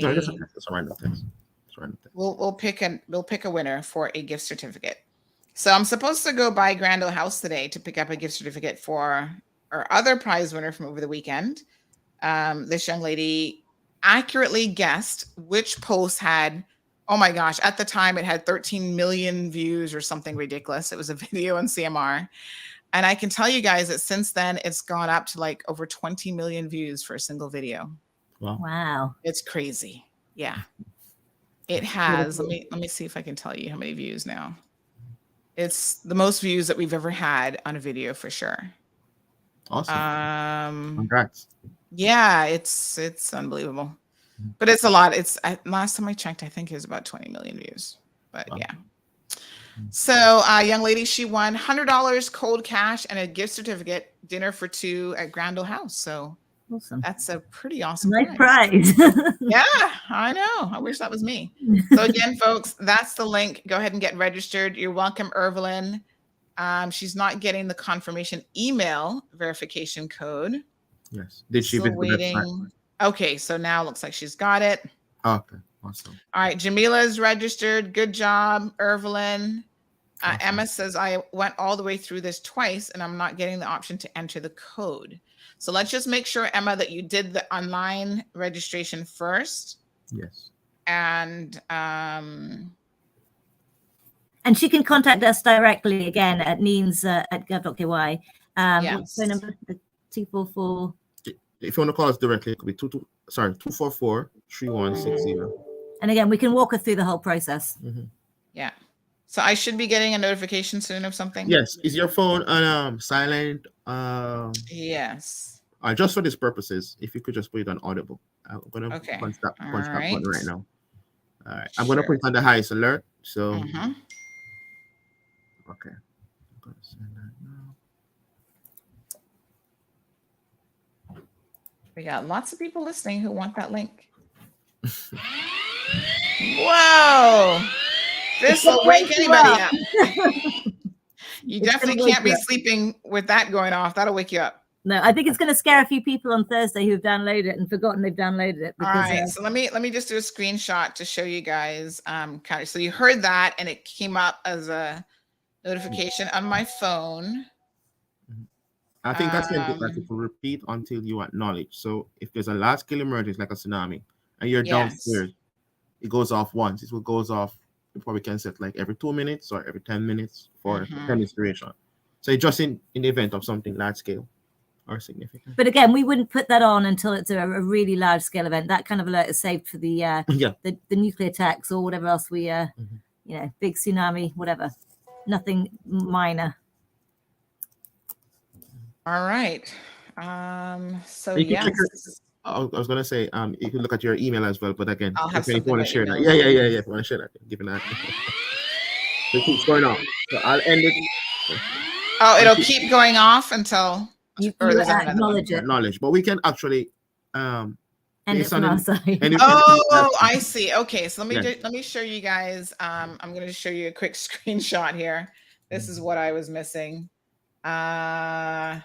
All right, so at the bottom, you see there where it says acknowledge. So I did open it up, but I didn't press the acknowledge button down at the bottom. So that's what you've got to click to make sure that then it stops trying to wake up Well, the it dead. will eventually stop. We'll stop it. But what we try to do, if there's a large scale emergency, for example, and you're downstairs in the kitchen, and your phone is you missed that first alarm or audio able to receive. I'm like, what's happening?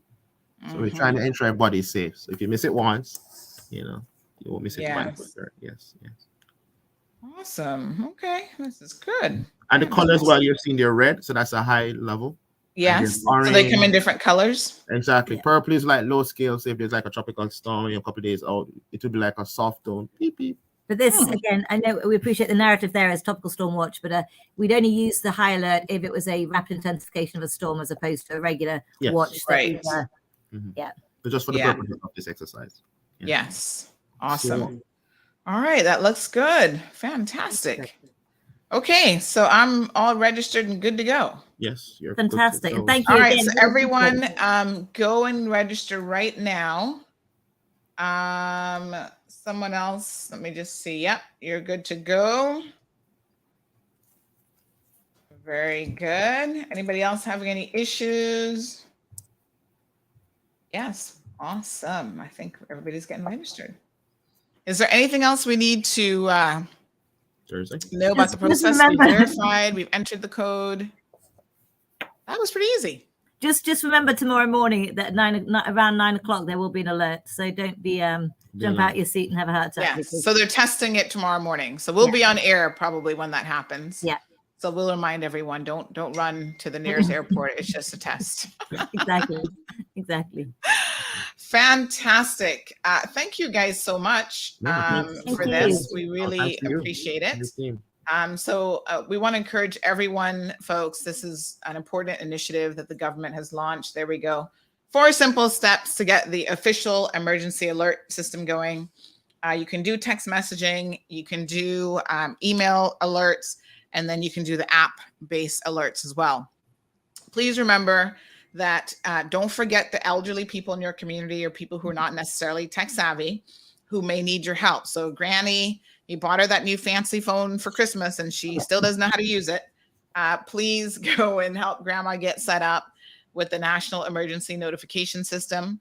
If she's more used to text messages than an app, then sign her up for both of those, just so that she can make sure that she is well covered in terms of getting notifications as well. Someone just messaged, this is funny, they said that it will never be as quick as CMR with important information. No. But it's a 10-prong approach to getting communications out. Because you know what happens, somebody farts in East End, we know right away, all the way in Lower Valley, and then we shoot that out on a message and everybody island-wide knows. So that's kind of funny. But yes, this is the official notification system, folks. So make sure that you get registered, help other people who need help getting registered. So let's see if we have any other questions. So Irvlin's good to know. Emma says, what was that number again, please? Yeah, I'll put it in the chat as well. So it's okay. Yeah. Awesome. Again, the call center will be open all every day from about 8 till 5. Yes. And we are very much here to try and help everyone get the system downloaded. Okay. All right. So let's just grab the number and we'll put it on the screen for everybody to jot down. And we'll post it on social media as well in case you guys need to have that available. So this is the registration number in case anybody needs any help. Yeah. Any technical issues that you have, just call us or email us.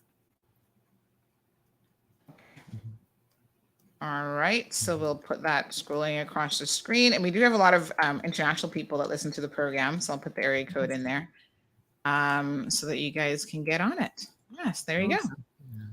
All right. I saw a question here. Person asked, do you have to register? Oh, sorry. Do you have to do the registration process first? Yes. Before? Yes. So that was more of a comment, but yes. Otherwise, you might get an error message. So go to the website first, register there, and then go to your phone and install the phone app and take it from there. Correct. So Evelyn is registered. Emma says they only got to make sure that they make you know that the whole 3 islands know and half the world a lot cheaper. Okay. Louis, thank you so much. Louis, you're registered. Louis says good things in the mix. Now we have to get the sex registry in place. That's not their department, but all right. So good. Everybody good? I think we all have a better understanding now of the process that's involved and how to get it done. It would take a screenshot. So this person says that they went through it 3 times. All right. So give them a call on this number. I'm just going to send this number directly to them. And they'll be happy to walk you through it. Sometimes it's something very, very simple with these things in terms of why it's not quite working. Yes. But they'll get you sorted out. Okay, I think that's a non hazmat question, but we'll get to that. All right, thank you guys so much for joining us this morning. We really appreciate it. We'll spread the word wide and far. We'll post it on social media, get it out there that everyone should get registered. Thank you very much. Yeah. Awesome. Have a great day, guys. Thank you. Have a great day. Yeah, man. Alrighty, bye-bye. All right, folks, that's the hazmat team. Thank you to them for showing up. Really appreciate it. They're doing a fantastic job over there. This app, it's the emergency notification app. Please, again, share it with everyone, send everyone the link, and encourage people to get registered. Mark is over there. He's the hazard mitigation officer. Yes. And he'll get you all the technical assistance that you require. All right. Anything else in terms of that? Any other questions? All right. So I'm going to share. I'll post this up so you guys can get on it. Okay. Wonderful. Super, super easy. And no, you do not need to live in the Cayman Islands to get registered. Oh, they put a website. They put a little video up on their website as well. So I'm going to send that. So it looks like all of the civil servants downstairs, they were encouraging people to get registered as well. So that's fantastic. Everybody needs to get registered. Yeah, we like to share information, folks. And the best way to do that is to make sure that we're all connected. Thank God for modern technology, right? Back in the day, we actually had Blackberries. So you guys remember how we used to do our little list, our little, it wasn't WhatsApp back then, it was BlackBerry Messenger, but we used to send out those notifications. And, that was the start of it. That was the early sort of pre-stage of WhatsApp was BlackBerry Messenger. And we used to stay in contact with each other. And listen, it's just amazing. You might not have seen people for like years and you talk to them every single day because you're speaking to them via all of the available technology, so we've got Skype, we can do WhatsApp, we can do, obviously, as a result of COVID, everyone really discovered Zoom. I swear like nobody heard about Zoom beforehand. I'm like, Zoom's been around forever. But all of a sudden, people are like, oh, I'll Zoom call you or whatever. Let's have a meeting. And it was like, okay. But there are lots of platforms out there that allow you to utilize the technology to stay in contact with people. And it's wonderful because, some of us have family members overseas. When something happens, you want to quickly be able to contact them as well. And it's also great that and I can confirm that I did get these messages by email as well. It's also great that even Facebook has, like, when there's a major incident, so there's like a storm or fire, whatever, Facebook gives people the opportunity to check in to mark themselves as safe. I think that that's a great feature over the years that Facebook has deployed quite well. So good. Awesome. So let's talk a little international news. Thank you, Louis. He says, awesome stuff. Encourage the registration process and please look after the elderly. Yeah, definitely get your elderly folks registered. I'm going to check on my aunt and make sure she's registered. Check on grandma, grandpa, elderly aunts, anybody. Make sure that they're registered. And you can also email them at nens@gov.ky. So let me just add that to the scrolling message here that's on your screen, that you can contact them.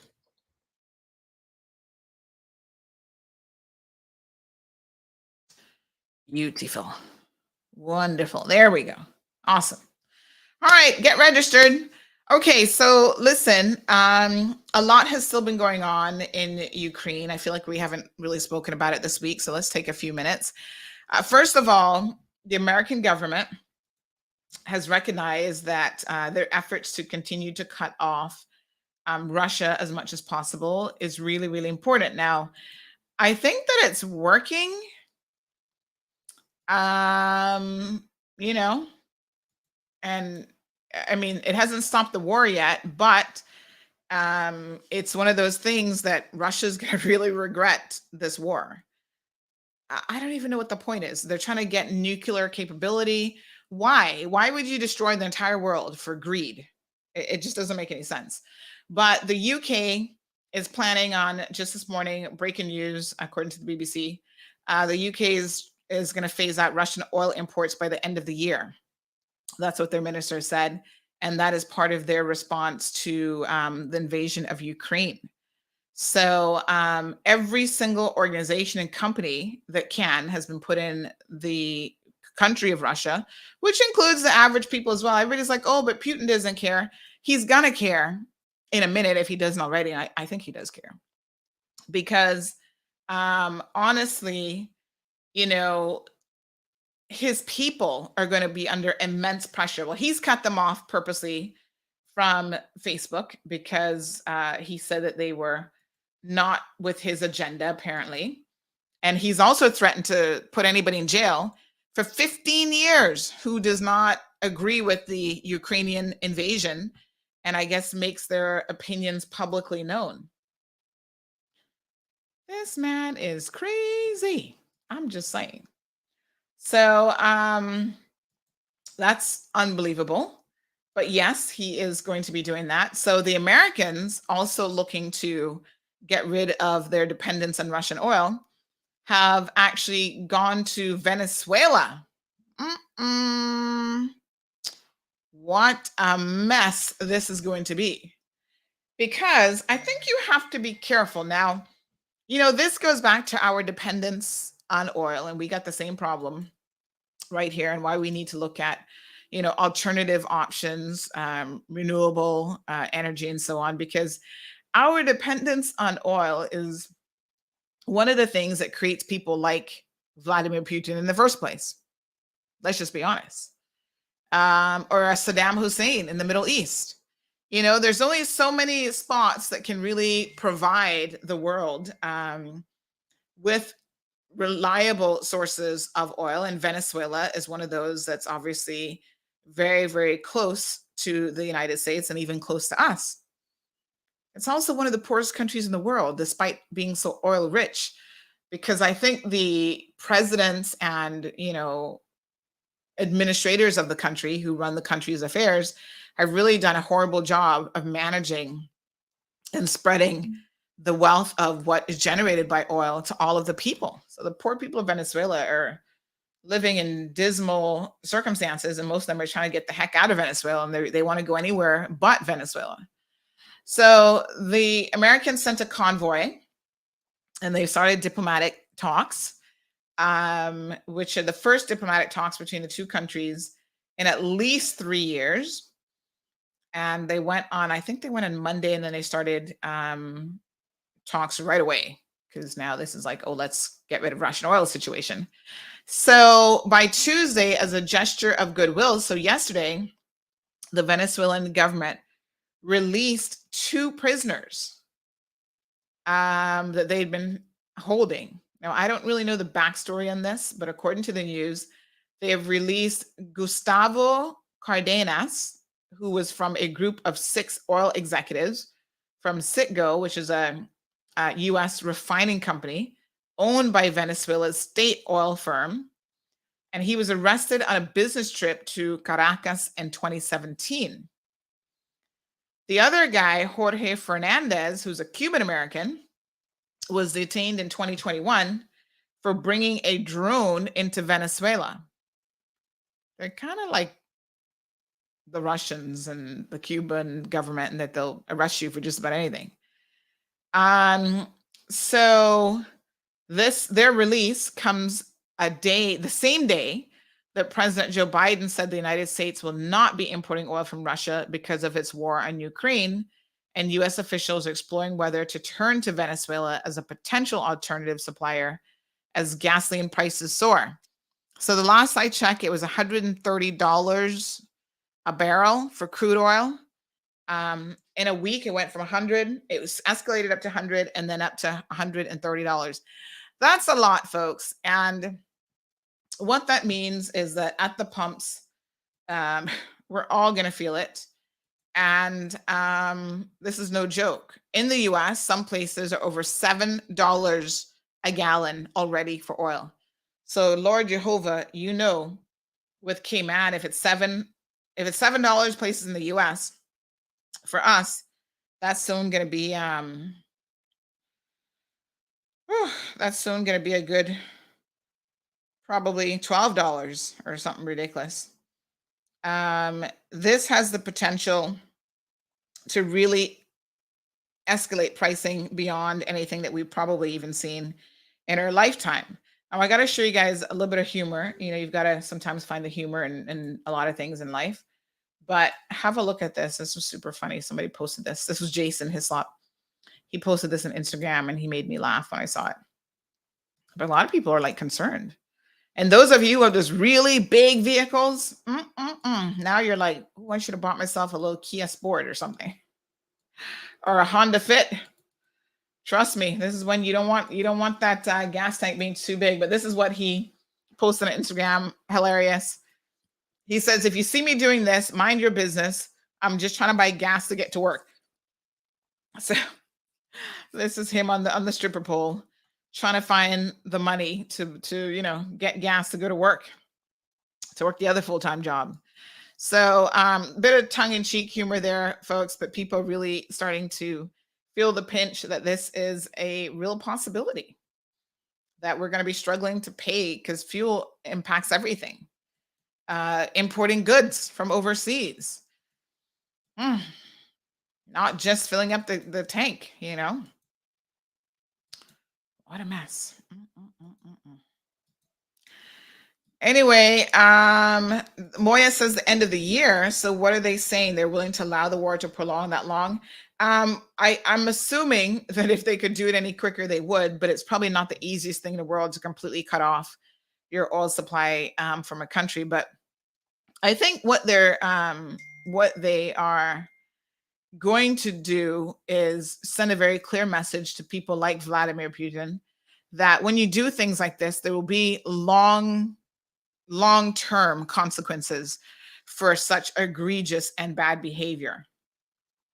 And so I think that will be the situation. It's not like, oh, if he stops the war right now, all the sanctions will disappear.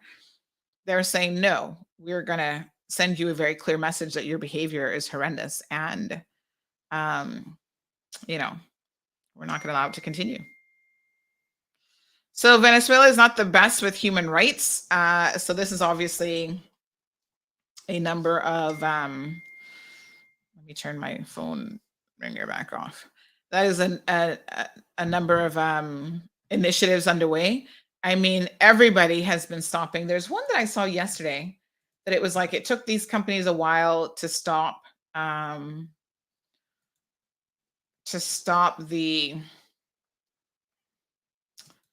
let me see if I can find that article. It took them a while to stop their services and so forth in Russia because they were increasingly coming under pressure as well. I'm just trying to see if I can find that additional story. So here we go. McDonald's, Starbucks, and Coca-Cola will pause sales in Russia after weeks of pressure to respond to the invasion of Ukraine. So it's so funny that McDonald's, Coca-Cola, and Starbucks, are they all owned by the same company? Because a lot of these are all part of a big conglomerate. That, they have finally decided, after days of silence and reluctance, it seems, they've taken a stance while facing rising pressure to respond. So several iconic American food and beverage companies said on Tuesday that they were pausing operations in Russia.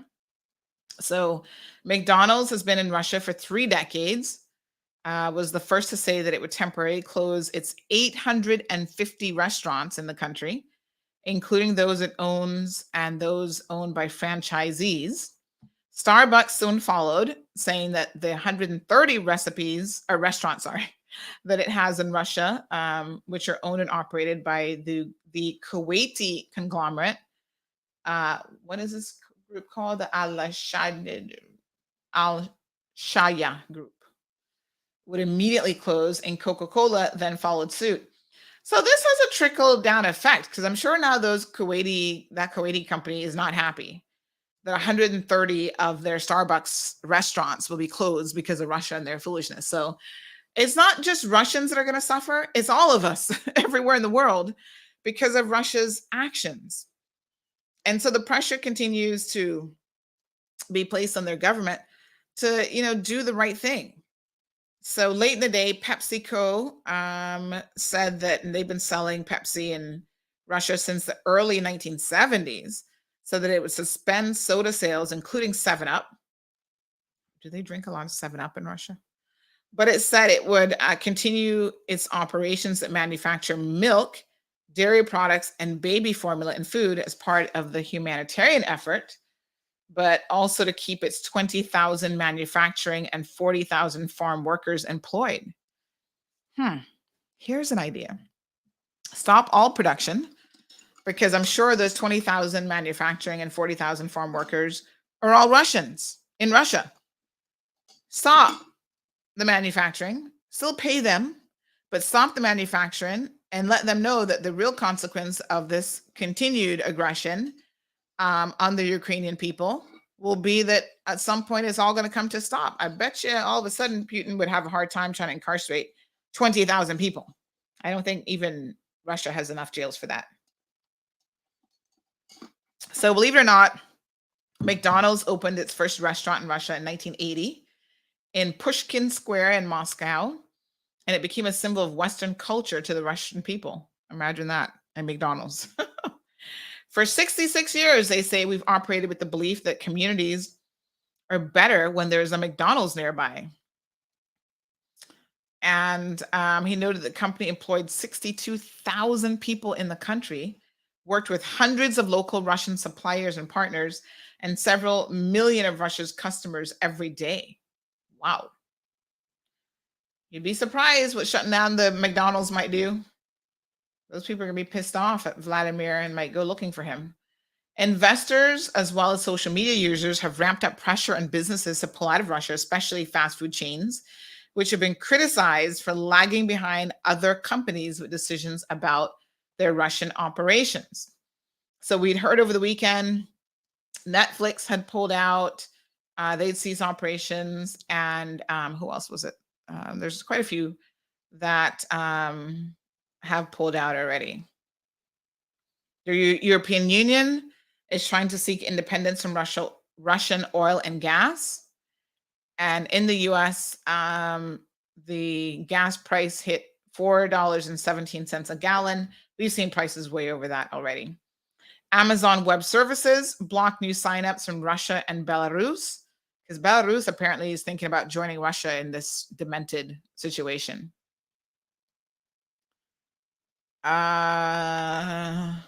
So all Western countries, European countries, are looking for a way to not have to use Russian oil if they can. So of course that's impacting the stock markets quite a bit. But sometimes you got to make sacrifices that you're going to feel a little bit of pinch in the immediate future, but it's more of a long-term gain, right? So H&M halt sales in Russia after the invasion of Ukraine. They did that last week. Deloitte. Oh, this was a big one that came out a couple of days ago, actually. The big, is it 5 or 4 accounting firms the top 4 accounting firms have all pulled out of Russia. So Deloitte, Ernst & Young, KPMG, and PwC, PricewaterhouseCoopers, have all said that they'd be severing ties with Russia. So that was pretty big. I was like, wow. So they are the world's largest accounting firms, and they announced on Monday that they'd pull out of Russia, joining the other big ones. So that's the 4 big 4 is what they're termed, accounting firms. On Sunday they made this announcement, and so they've got structured partnerships of local firms, and so they're going to be pulling out of Russia as well.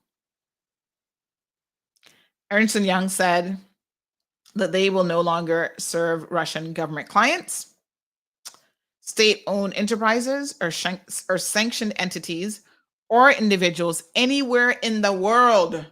So even if you're a Russian millionaire, and you live in Canada, they're like, oops, too bad for you.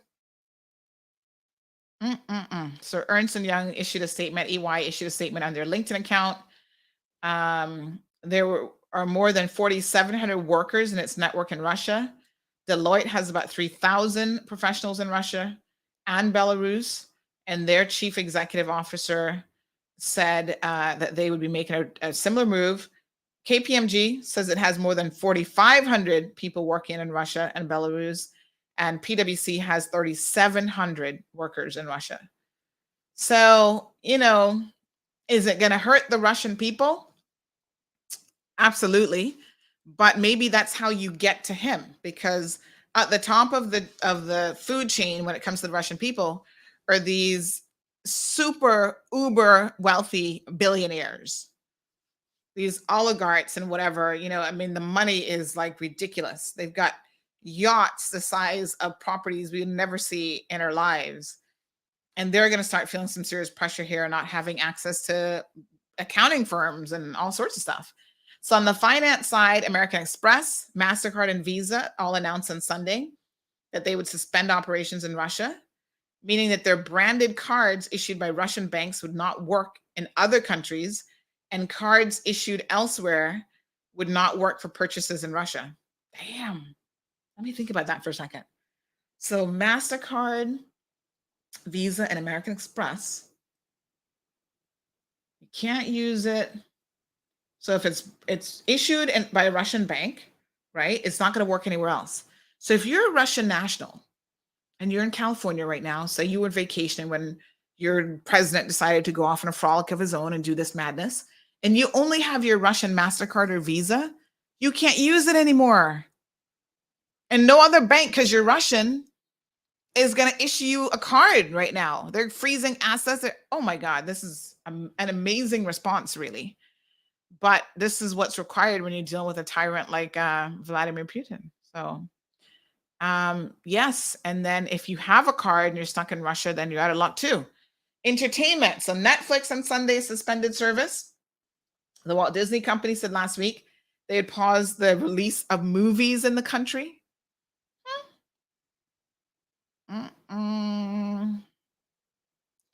So Netflix was actually making acquisitions in Russia, and it said that it would halt future projects in the country, including acquisitions. Wow. Manufacturing. Boeing and Ford Motor said that they would suspend operations in Russia. Volvo halted the sales of its cars there. this has got to be the biggest non-military response in my lifetime that I've ever seen, and I'm pretty sure ever in the history of the world, because of technology and how things work, it is a lot easier to stop operations in different countries, I suppose. This has never been done before. This is amazing. So on the energy front, we've got BP, ExxonMobil, and Shell, all major investors in Russia's most important industry, which is oil. And now it's recently that they would sell their operations in the country. Sell their operations. So they're not just halting operations like, oh, we'll halt temporarily. They're like, we're going to offload this. I'm not sure who's going to want to buy it. But anyway, highest bidder, I guess, or they'll take whatever they can get for it.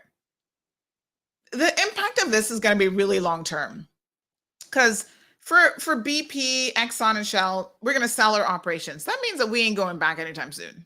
Like, Russia has, the decisions of this one man and his government is going to impact the poor people of Russia for generations to come, because every imaginable business that can is either halting services or pulling out entirely.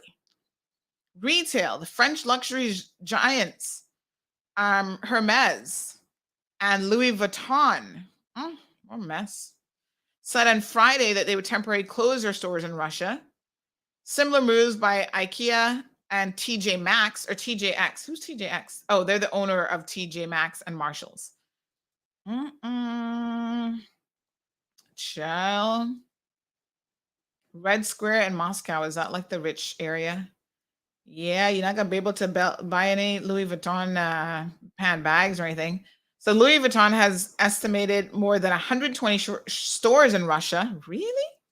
The things that you learn every day. Said it would close them effective on Sunday, given the current circumstances in the region. The spokesperson added that the company would continue to pay salary and benefits to its 3,500 employees in the country. I'm sure that's for now.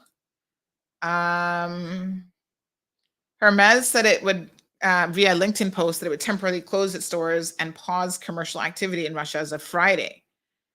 Wow, this is amazing. Huh, what a mess. Let me just see who else is shutting down operations. Well, they're sending him a very clear message. Tech giants Apple and Microsoft have paused the sales of products in Russia, so now they can't even go buy an iPhone. Google's YouTube has blocked advertising from Russian state-owned media. And on Monday, IBM says that it has suspended all business in Russia. YouTube has blocked advertising. Oh, they haven't blocked YouTube, though, from Russia. State-owned media. Okay. Wow. That's crazy. But I'm in agreement with it. I'm like, do what you got to do.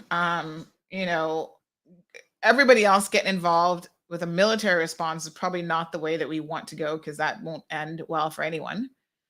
But they're all putting pressure on each other, by the way. So the German chancellor has been resisting pressure to cut off Russian fossil fuels. So of course, it's not just the US that is dependent on Russia for, crude oil or whatever. There's other people as well. So German Chancellor Olaf, what's his last name? Scholz. He was meeting with his economy minister on Monday, and they're trying to find alternatives to Russian fuel. And he says it cannot be done overnight, which is my point to someone who commented, well, why are they waiting until the end of the year? You don't just flip a switch and be like, oh, we'll get our oil from, it takes a lot to make that happen. And my fear is you end up, if everybody runs to Venezuela, you end up creating another Russia where they feel like they can do whatever they want. And so I always feel like there's certain things that you need to be as self-sufficient in as possible. And so, of course, these countries should be looking at more of a longer term plan of what they're going to do. So their foreign minister, they're having talks there in Germany to see what they can figure out.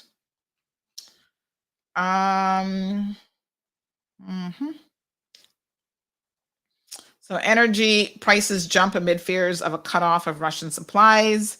Congress moves to bar Russian energy imports and end favorable trade relations.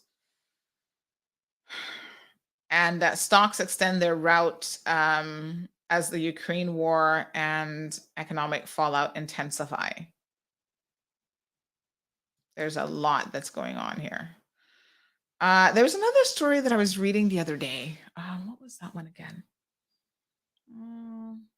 Oh, yes. Did you see the one where people were leaving the baby carriages outside? People in Poland, actually, were leaving baby carriages outside, like by the train area, so that when the Ukrainian women with babies come over, they could just grab a stroller for free, because of course most of them are trying to take this journey by themselves, and it is, really, really, really difficult.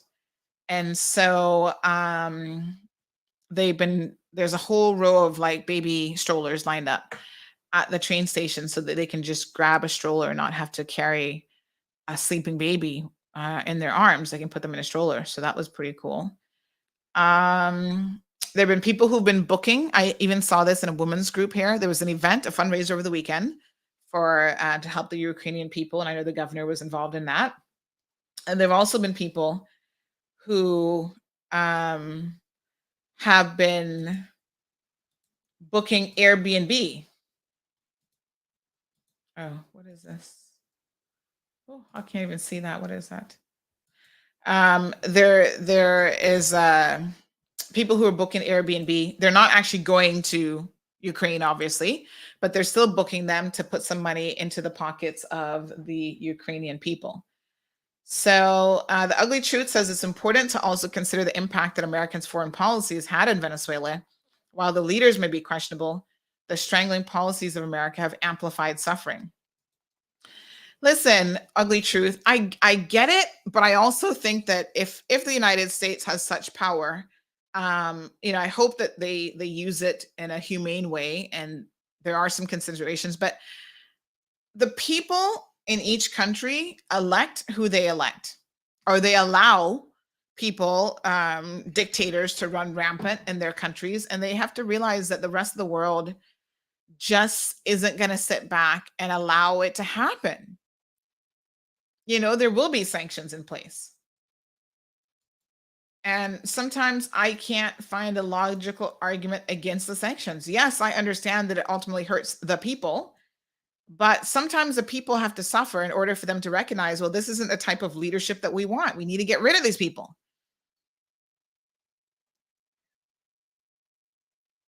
So Vernice says, get an electric car so you don't have to fork up big bucks. Carol says, but to run electricity to charge the car, you need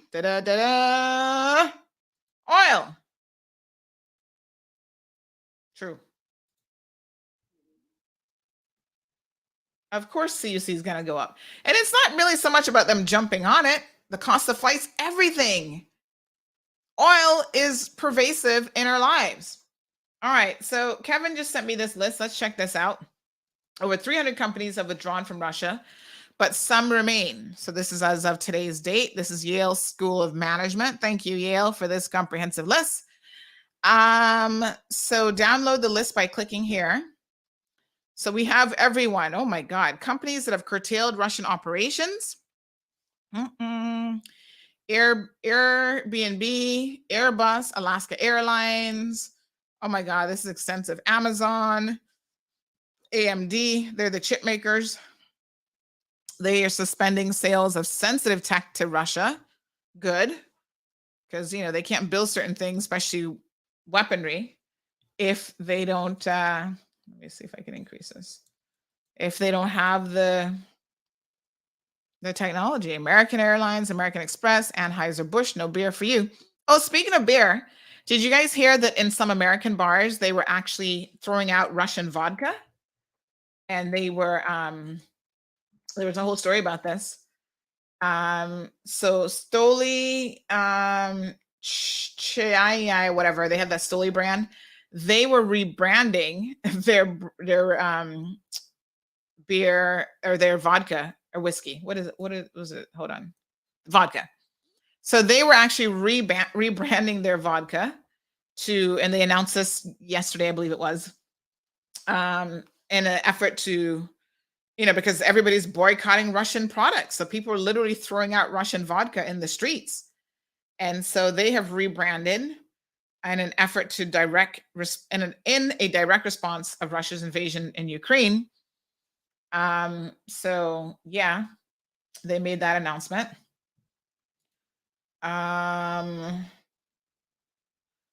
Listen to this one. A Slovakian woman is stuck with 30,000 bottles of Russian vodka after Pennsylvania ban. Poor her. What a mess.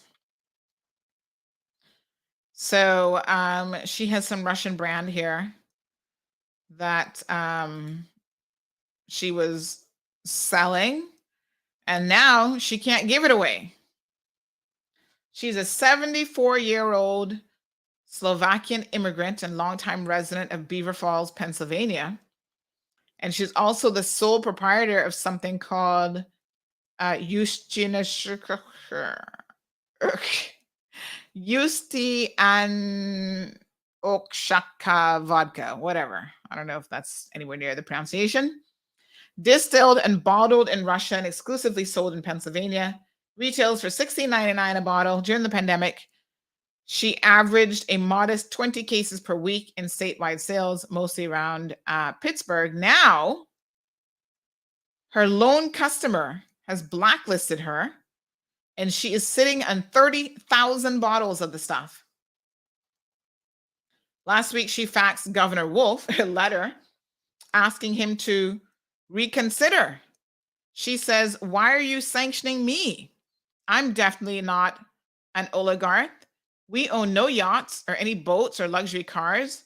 My Odyssey has 268,000 miles on it, and we're paying off a home mortgage like most Americans." Poor thing. So apparently this decision is impacting 2 Russian brands. And yeah, she found out about this on February 27th.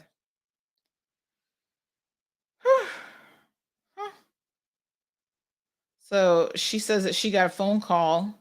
Her buyer called to explain apologetically that her vodka had been pulled off the shelf and put in a back storeroom. They only do what they're instructed to do. She was told in a phone call interview expressing some sympathy. Besides what the state stores have in stock, she has a shipment large enough to last the entire year, warehoused in a repurposed limestone mine in Pennsylvania. She doesn't know what she'll do with it. Her doctor is a retired family medical doctor. He volunteered an idea.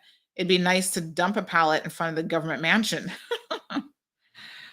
Oh, well, sorry for them, but I think that the problem is the retailers are not going to buy it because they know that people are boycotting it. So what's the sense of buying it? Nobody's going to, they're not going to put it in their retail stores because then no one's going to buy it. So they're going to sit and get stuck with the stock. Journalists being pulled out, Bloomberg. Bank of China, what? Curtailed Russian access to capital markets. This is a long list. DHL, DirecTV, they blocked the Kremlin-backed TV networks. Disney, Discover, Ericsson, my Lord. Estee Lauder, no makeup. Lord have mercy. Formula One, FIFA. I'll share this link with you guys because it is pretty interesting.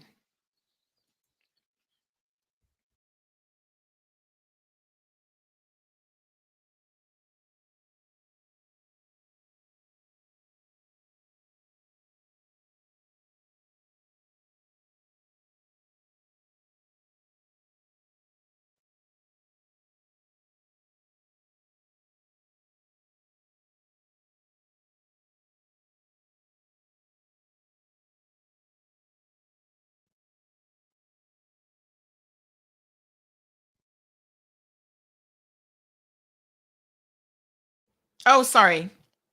My apologies. I was continuing to read the list, but I had muted my button because I put a piece of apple. Breakfast is an apple today. I just bit on a piece of apple and I was like, oh, those people soon tell me I'm annoying them with my chewing. Listen to this list. International Weightlifting Federation, International Tennis Federation, International Skating Union, International Ice Hockey, International Cycling Union. Now this one made me pause. The International Cat Federation has banned all Russian cats from competition. How do you know if it's a Russian cat? I'm just saying, just because it came from Russia. All right, well, Russian cats are banned from competition. Jaguar, Kellogg, JP Morgan, the list goes on and on and on. What company is Mango? I don't know what company that is. Marks and Spencer, MasterCard, Mazda, Mercedes-Benz. This is quite an even the Roku streaming devices. Oh my God. Rolex, Rolls-Royce, S&P, Samsung. Wow. It's a pretty big list. And it's growing by the day. And they also have a list here of companies that remain in Russia with significant exposure. So they're putting some people under some pressure by making sure that we knew who they are. Caterpillar. I'm trying to see some other names that are pretty big names here. Kimberly-Clark, Logitech. Wow, that's interesting. Marriott, Intercontinental Hotels, Hyatt, the Hilton, Herbalife. That's a thing still. Nestle, Otis Worldwide, Papa John's has 185 locations in Russia, and they've not yet pulled out. Whirlpool, Philip Morris, Otis Worldwide. So they're kind of putting them under some pressure by telling us who those companies are.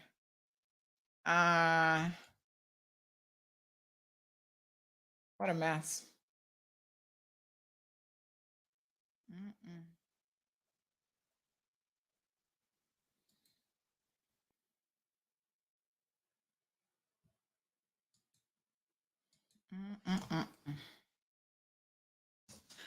All right, super interesting, folks. Thank you, Marshall.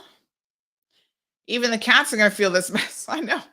I thought about that one. I was like, the Cat Federation. Oh my God.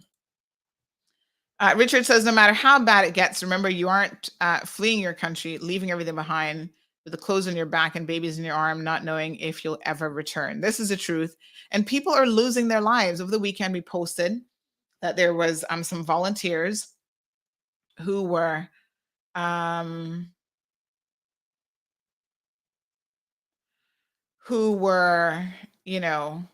killed.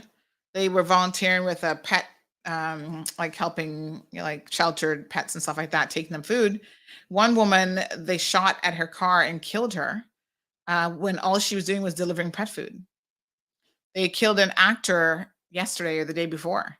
So, the Russian government is killing civilians on purpose.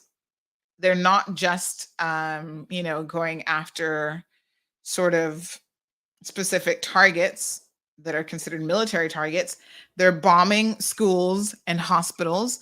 Women are having to have babies and bombing shelters and stuff like this. It's just absolutely ridiculous.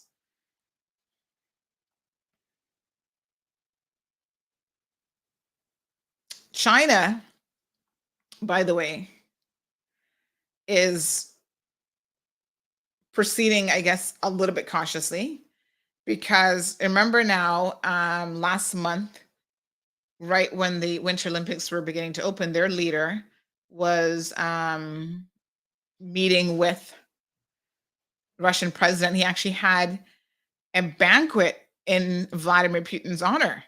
So the Chinese and Russia have had very close relations recently. And I think China is one of the countries who did not vote in favor of sanctions against Russia, or they abstained or something like that. But, they have to be extremely careful because they claim that they discussed major hotspot issues of mutual concern. No one seems to know exactly what those are because they've kept it a secret. But they do believe that it was one of the things that pushed Russia into invading Ukraine just 20 days later, because he probably had, at least verbally, China's support. So this article says that this has unleashed Europe's worst war in decades and seismic jolts in global power likely to be felt for decades. So now the Chinese might be getting a little bit skittish. They had publicly said before that their country's friendship had no limits. This is what the leader of China had said about their relationship with Russia. He said that there'd be no wavering in their partnership, and he added that his weight to Putin's accusation of Western betrayal in Europe. However, seems like his solidarity, although it may have helped to embolden Putin to start this trek on Ukraine, is now wavering.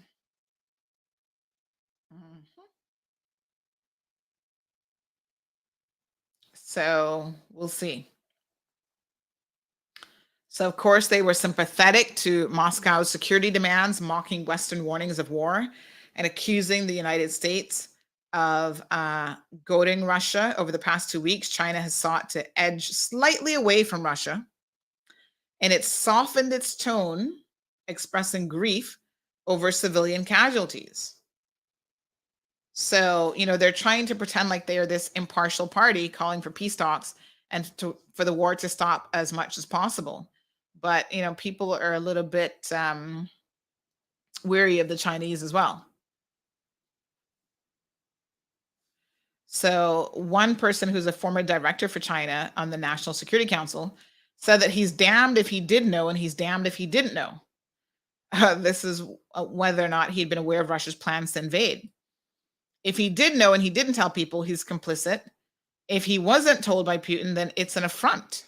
I think Putin told him. I think that's what that dinner, that banquet was all about. Him and Putin were sitting there going, yes, I'm going to go and invade Ukraine and you're going to support me, okay? Yeah, because we hate the Americans. Oh, these Western imperialists, we can't stand them. I think that's probably how the conversation went over some acquired caviar and Peking duck or something in China.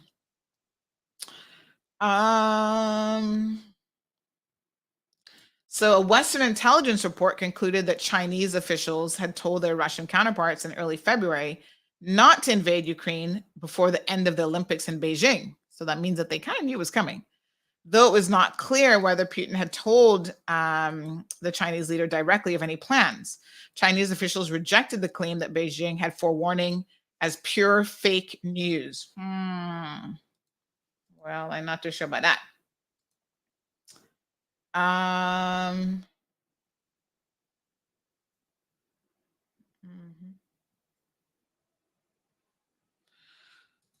Yeah. So, yeah. So China, I think, is in a very precarious situation, and they can see, what is happening to Russia right now. And I'm sure, listen, a lot of this is all about money, really. And China is one of the biggest suppliers in the world of a lot of goods. But if they think that all of a sudden some of these manufacturing companies won't pull back out, even the World Rugby Union has banned all competition in Russia, the Rowing Federation, WPP PLC, the Boxing Association, all these companies are saying, listen, we're not going to support this. And if they don't think that there would be a similar response for China getting involved, then they might want to think again. But interesting enough, just as this war started, remember what the Chinese did? They started flying military aircraft, and the Taiwanese airspace. And I was like, what are these people trying to do? Like, legit, it seems to me that they're trying to start World War III. I'm like, China? Really? You're going to go after little Taiwan now? Because they recognize that the United States of America is going to be busy if they do enter this war, fighting on the European front. They can't fight the Asian front and the European front at the same time. They don't have the military power for that. So they were thinking this was a time to make some moves on Taiwan. But Taiwan was like, ooh, we're not going to have it. We will blow you out of the sky. So I think they kind of backed down a little bit once that started to make international news. Oh, it's crazy. So did you guys know that in 1992, China was among the first countries to establish ties with the newly independent Ukraine after the collapse of the Soviet Union? It turned to Ukraine as a major supplier of corn, sunflower, and grape seed oil, as well as arms technology.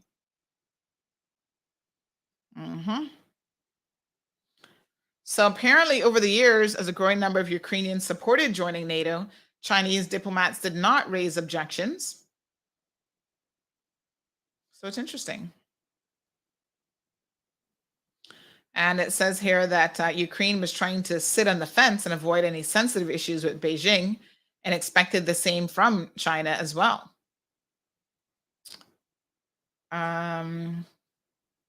So we'll keep an eye on it and see how it works. All right, folks. Thank you guys so much. Yes, Marshall Ritchie says no matter how bad it gets. Oh, we read that one already. Thank you guys. Folks, have a beautiful day. I've got to get some paperwork stuff done today for sure. I've got to try a second visit at the passport office to try and get all sorted out over there. So do wish me some luck. Please be safe out there, folks. And remember, at the end of the day, we just got a message from Refuel. It's posted on Facebook saying that their prices are going up significantly. But I can assure you that it is, it's crazy. We're all going to feel it. We'll keep you guys updated. I don't know how high it's going to go, but I think we're going to reach some record highs before it's all said and done. Folks, do be safe. Have a wonderful day. Try to be as productive, I suppose, as we all can be during these trying times. But remember, we are still so much better off. Nobody's bombing your home right now. You're not running to the train station. Over 1.5 million people have already left Ukraine. A lot of neighboring countries, Poland and others, are taking them in with open arms. And it's just a really horrible situation. Stay tuned. Tomorrow's Thursday. We'll see you guys tomorrow morning at 7:30 a.m. Thank you for tuning in to another edition of The Cold Hard Truth. Make sure to check Facebook for showtimes and more information and the latest news at CaymanMarlRoad.com. Subscribe to our IG and Facebook pages to get the latest happenings.